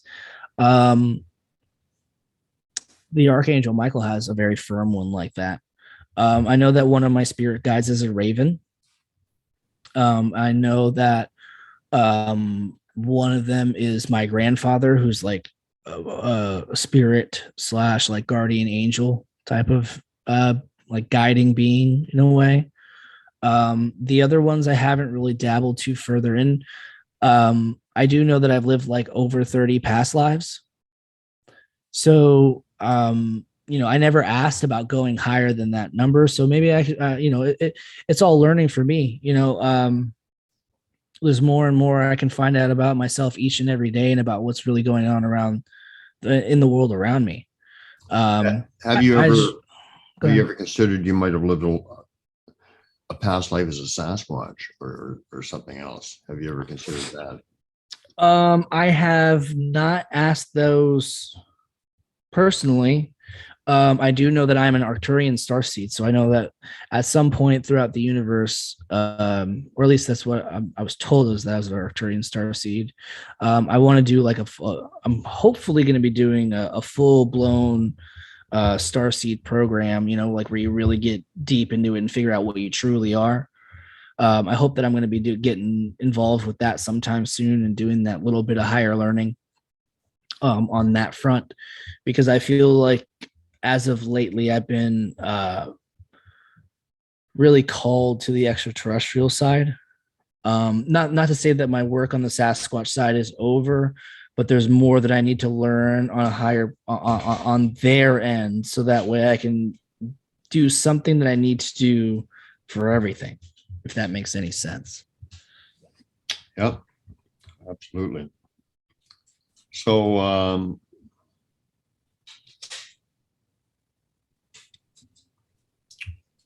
how would you, what do you think? Do you think that the way that people interact with the Sasquatch is directly parallel to how the way that they interact back? Like, in other words, if some of these negative situations that people encounter, if they went in with a different mindset, with a friendly hello, respect kind of thing or whatever, do you think that these encounters would be different? Is it you get what you give, or kind of thing, or how do you look at that? It has been my experience through investigating that I find more evidence, and I have better experiences with them. And when I say better experiences, I mean what most people would qualify as more interaction in some sort of way, whether it's knocks, howls, whatever.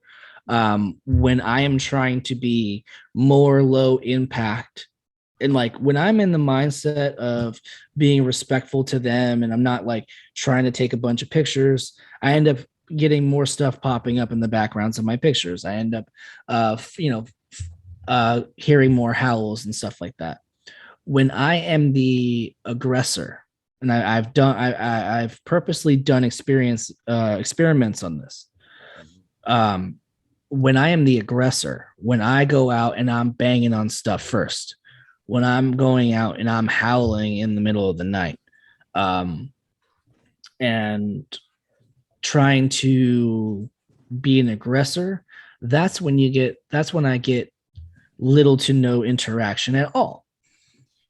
So it is in my experience that being aggressive, trying to hunt them down to prove their existence, to try and force them into anything, is not only the wrong way to do it, but it's the way that yields the least results, right? So my standpoint is, hey, listen, if you want to go out and knock on some sticks, knock on some trees, do a bunch of howls and call blasts and play recordings of babies in the woods or whatever it is that you want to try and test, go for it.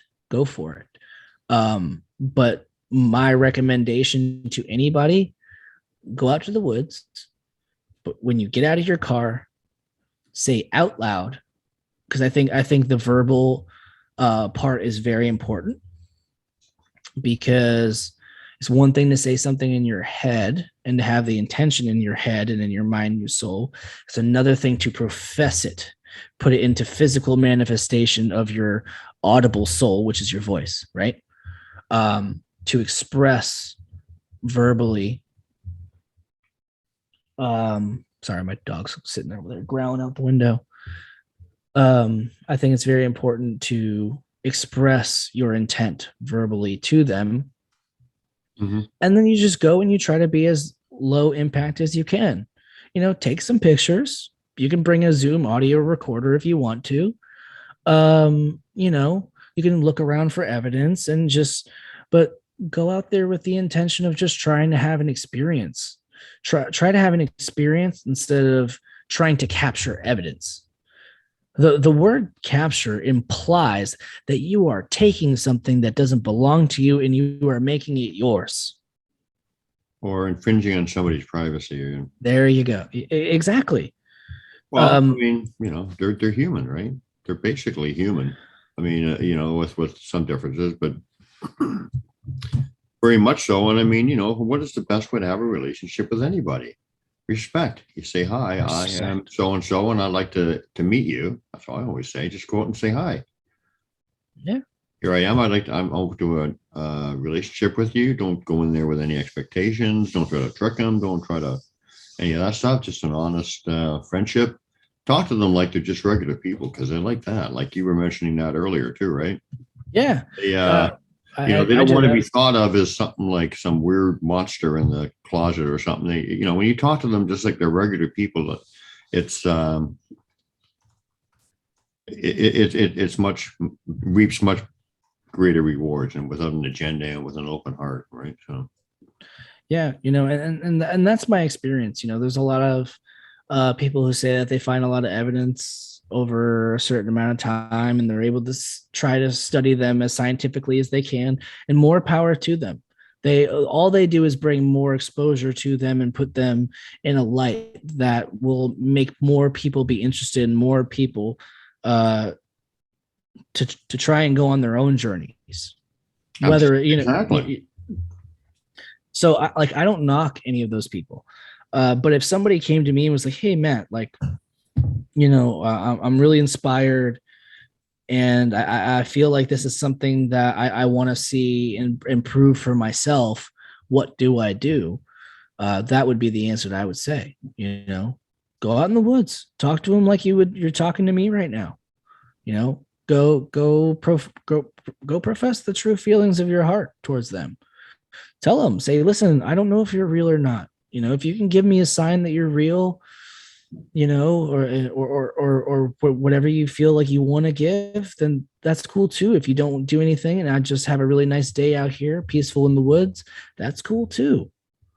You know, you just got to take the leap of faith, you know, and that's what I would say to anybody who asks me what to do. I would, because that's been my experience though. Whenever I'm trying to capture any sort of evidence purposefully, that's when stuff has always seemed to go wrong. Or like that experience that I talked about, like that second experience I had, it was like when we started being the aggressor in the situation and like turn it into more like, okay, we're not going to be doing this playful knock thing back and forth. Now we're going to try to escalate it to, we want to hear you. We want more from you. That's when it got shut down. Right. You know, and I, looking at and studying that data that was given to me during that experience helped me realize a lot. It was like, okay, so if I go out there with peaceful intentions and if I'm too greedy on it, right? If I'm too greedy on what they give me, they can shut it down. They can shut it down anytime they want. They're people just like us. Yep. If I said to you, hey man, can I borrow $20? And you gave me $20, and then like 2 hours later, hey Brian, let me borrow $50. there's a, you're gonna be like, okay, all right, hold on, I just gave you $20 already earlier, what do you need $50 for? It's kind of the same principle. When you start to take too much from people, it's you're no longer respecting them, you're using them for something. Yeah.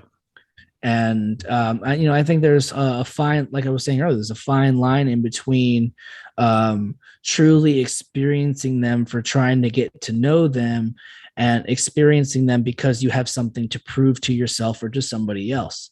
Your true heart's intentions and desire are very, very important. Yeah. You got a lot of wisdom there, Matt. Listen, I'm gonna cry out. This is like 11:11 now. I gotta Okay, make well, some yeah, let's dinner. wrap it up. Just give us Yeah. a couple more minutes and beans, and we'll say goodnight. Oh, okay. Yeah, Okay. I gotta get going too. I have work tomorrow. Yeah. Okay, well, yeah, Matt. So we're also gonna have some like roundtable stuff. What a great guest. I love everything you were saying, and we're right both on the same page. Absolutely. And, no question about it. I could talk to you for hours about this stuff, but amazing, man. Yeah. Thank you so much for coming on, and we will have you back on again. You're open to doing a panel show kind of thing? Absolutely. If it's roughly around the same time as it was tonight, it's more doable for me. If it's on a weekend, like a Saturday or a Sunday, that would be easier for me to do like an earlier time. But I work my time 8 to 5, and then after 5 o'clock, it's dinners and kids' bedtimes and routines and things like that.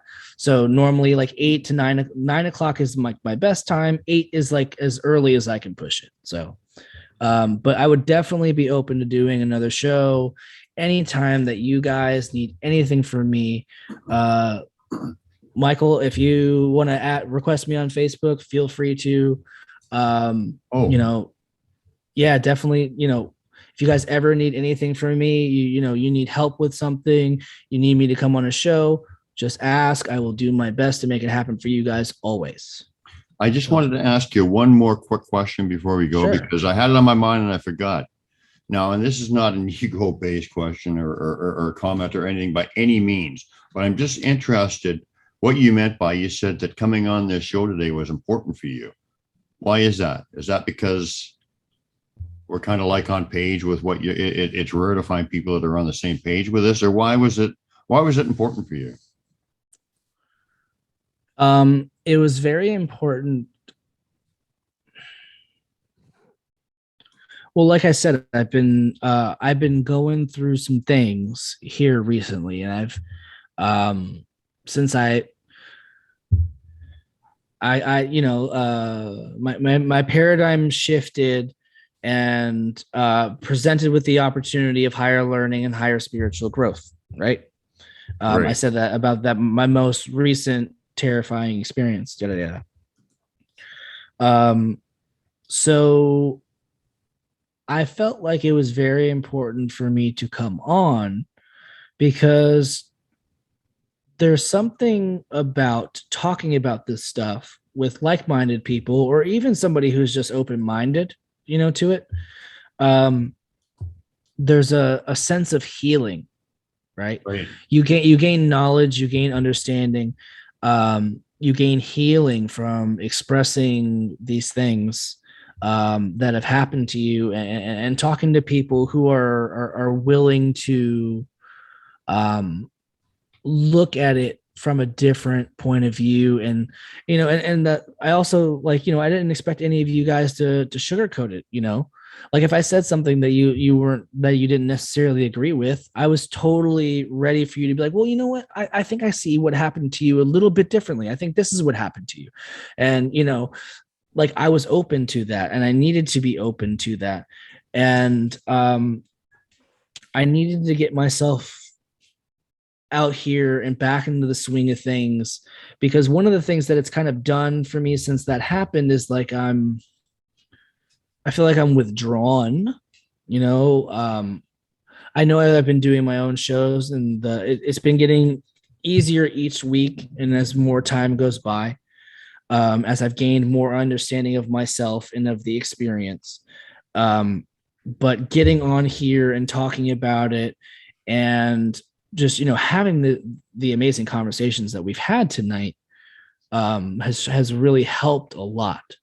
It's really helped me a lot. I feel a lot better because I can get up on and in front of the camera and say that I'm fine, right? I can say that I'm fine.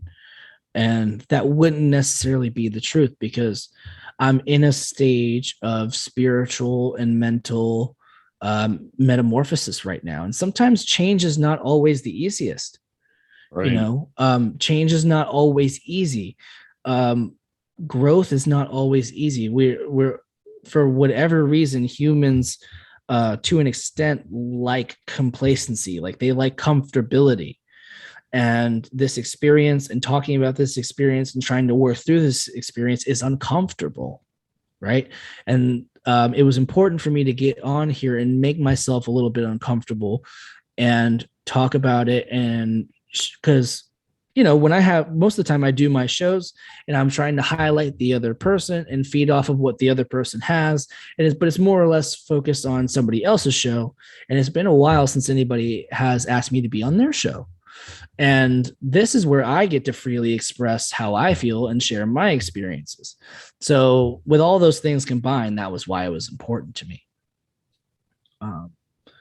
It was well needed.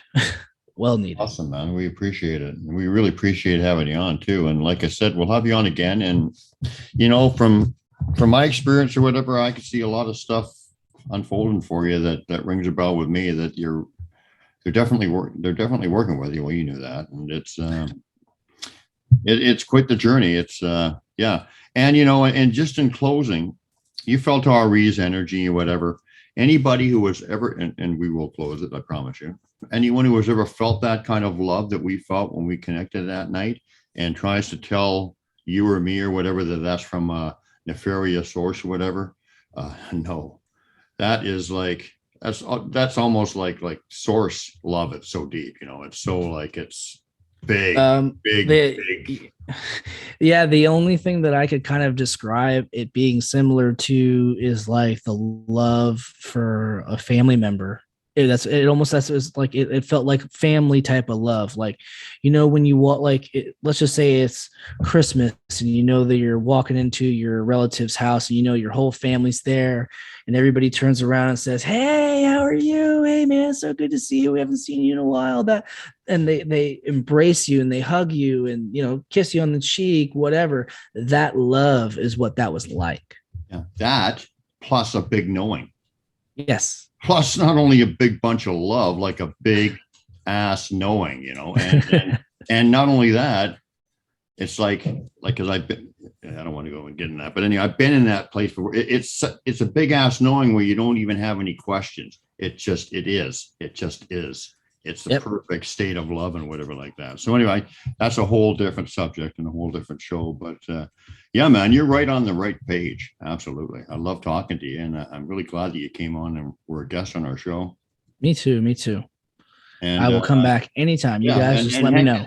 And let us know when you want to come back. We'll call on you. And if you want us on your show or anything like that, absolutely, that too, because basically what we're all trying to do is just try to reach people, Yep, absolutely, people through the heart and with the truth that we're here to talk about. So all good, my friend, all good, and I really appreciate you being on the show. So watch Brian's YouTube channel, or go into the.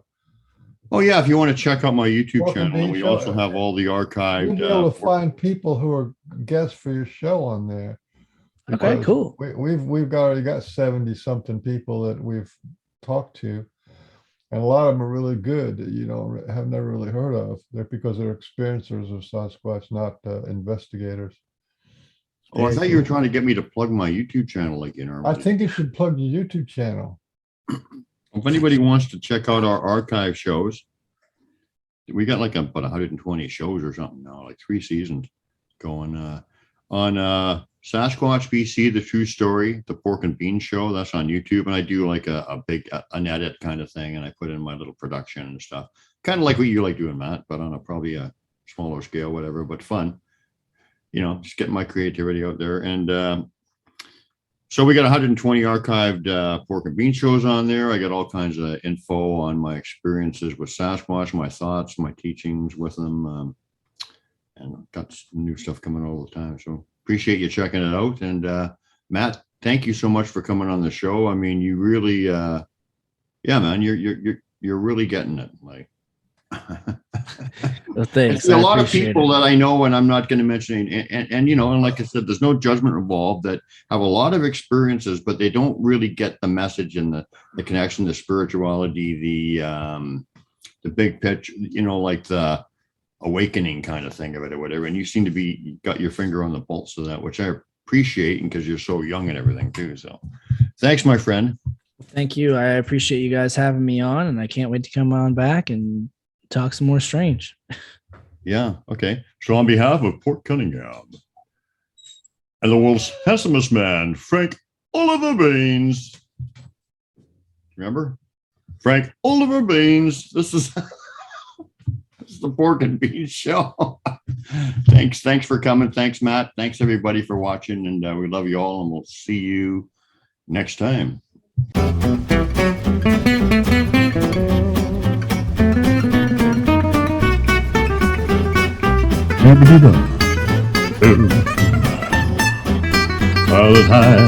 How high, potato pole. Pork and beans, how high, what's supposed to do? I love you some, you love some too. You deserve a big old plate of pork and beans for you. Yummy, yummy, yummy, yummy, yummy, yummy, yummy, love, love, love, love. Every time we got no time to say no time to say away, no time to say waiting, pork and beans. Deep down, one more time, right down, pork and beans, turn around. Don't you love it? Get you some, get a helping, help some, get a big old helping of pork and beans.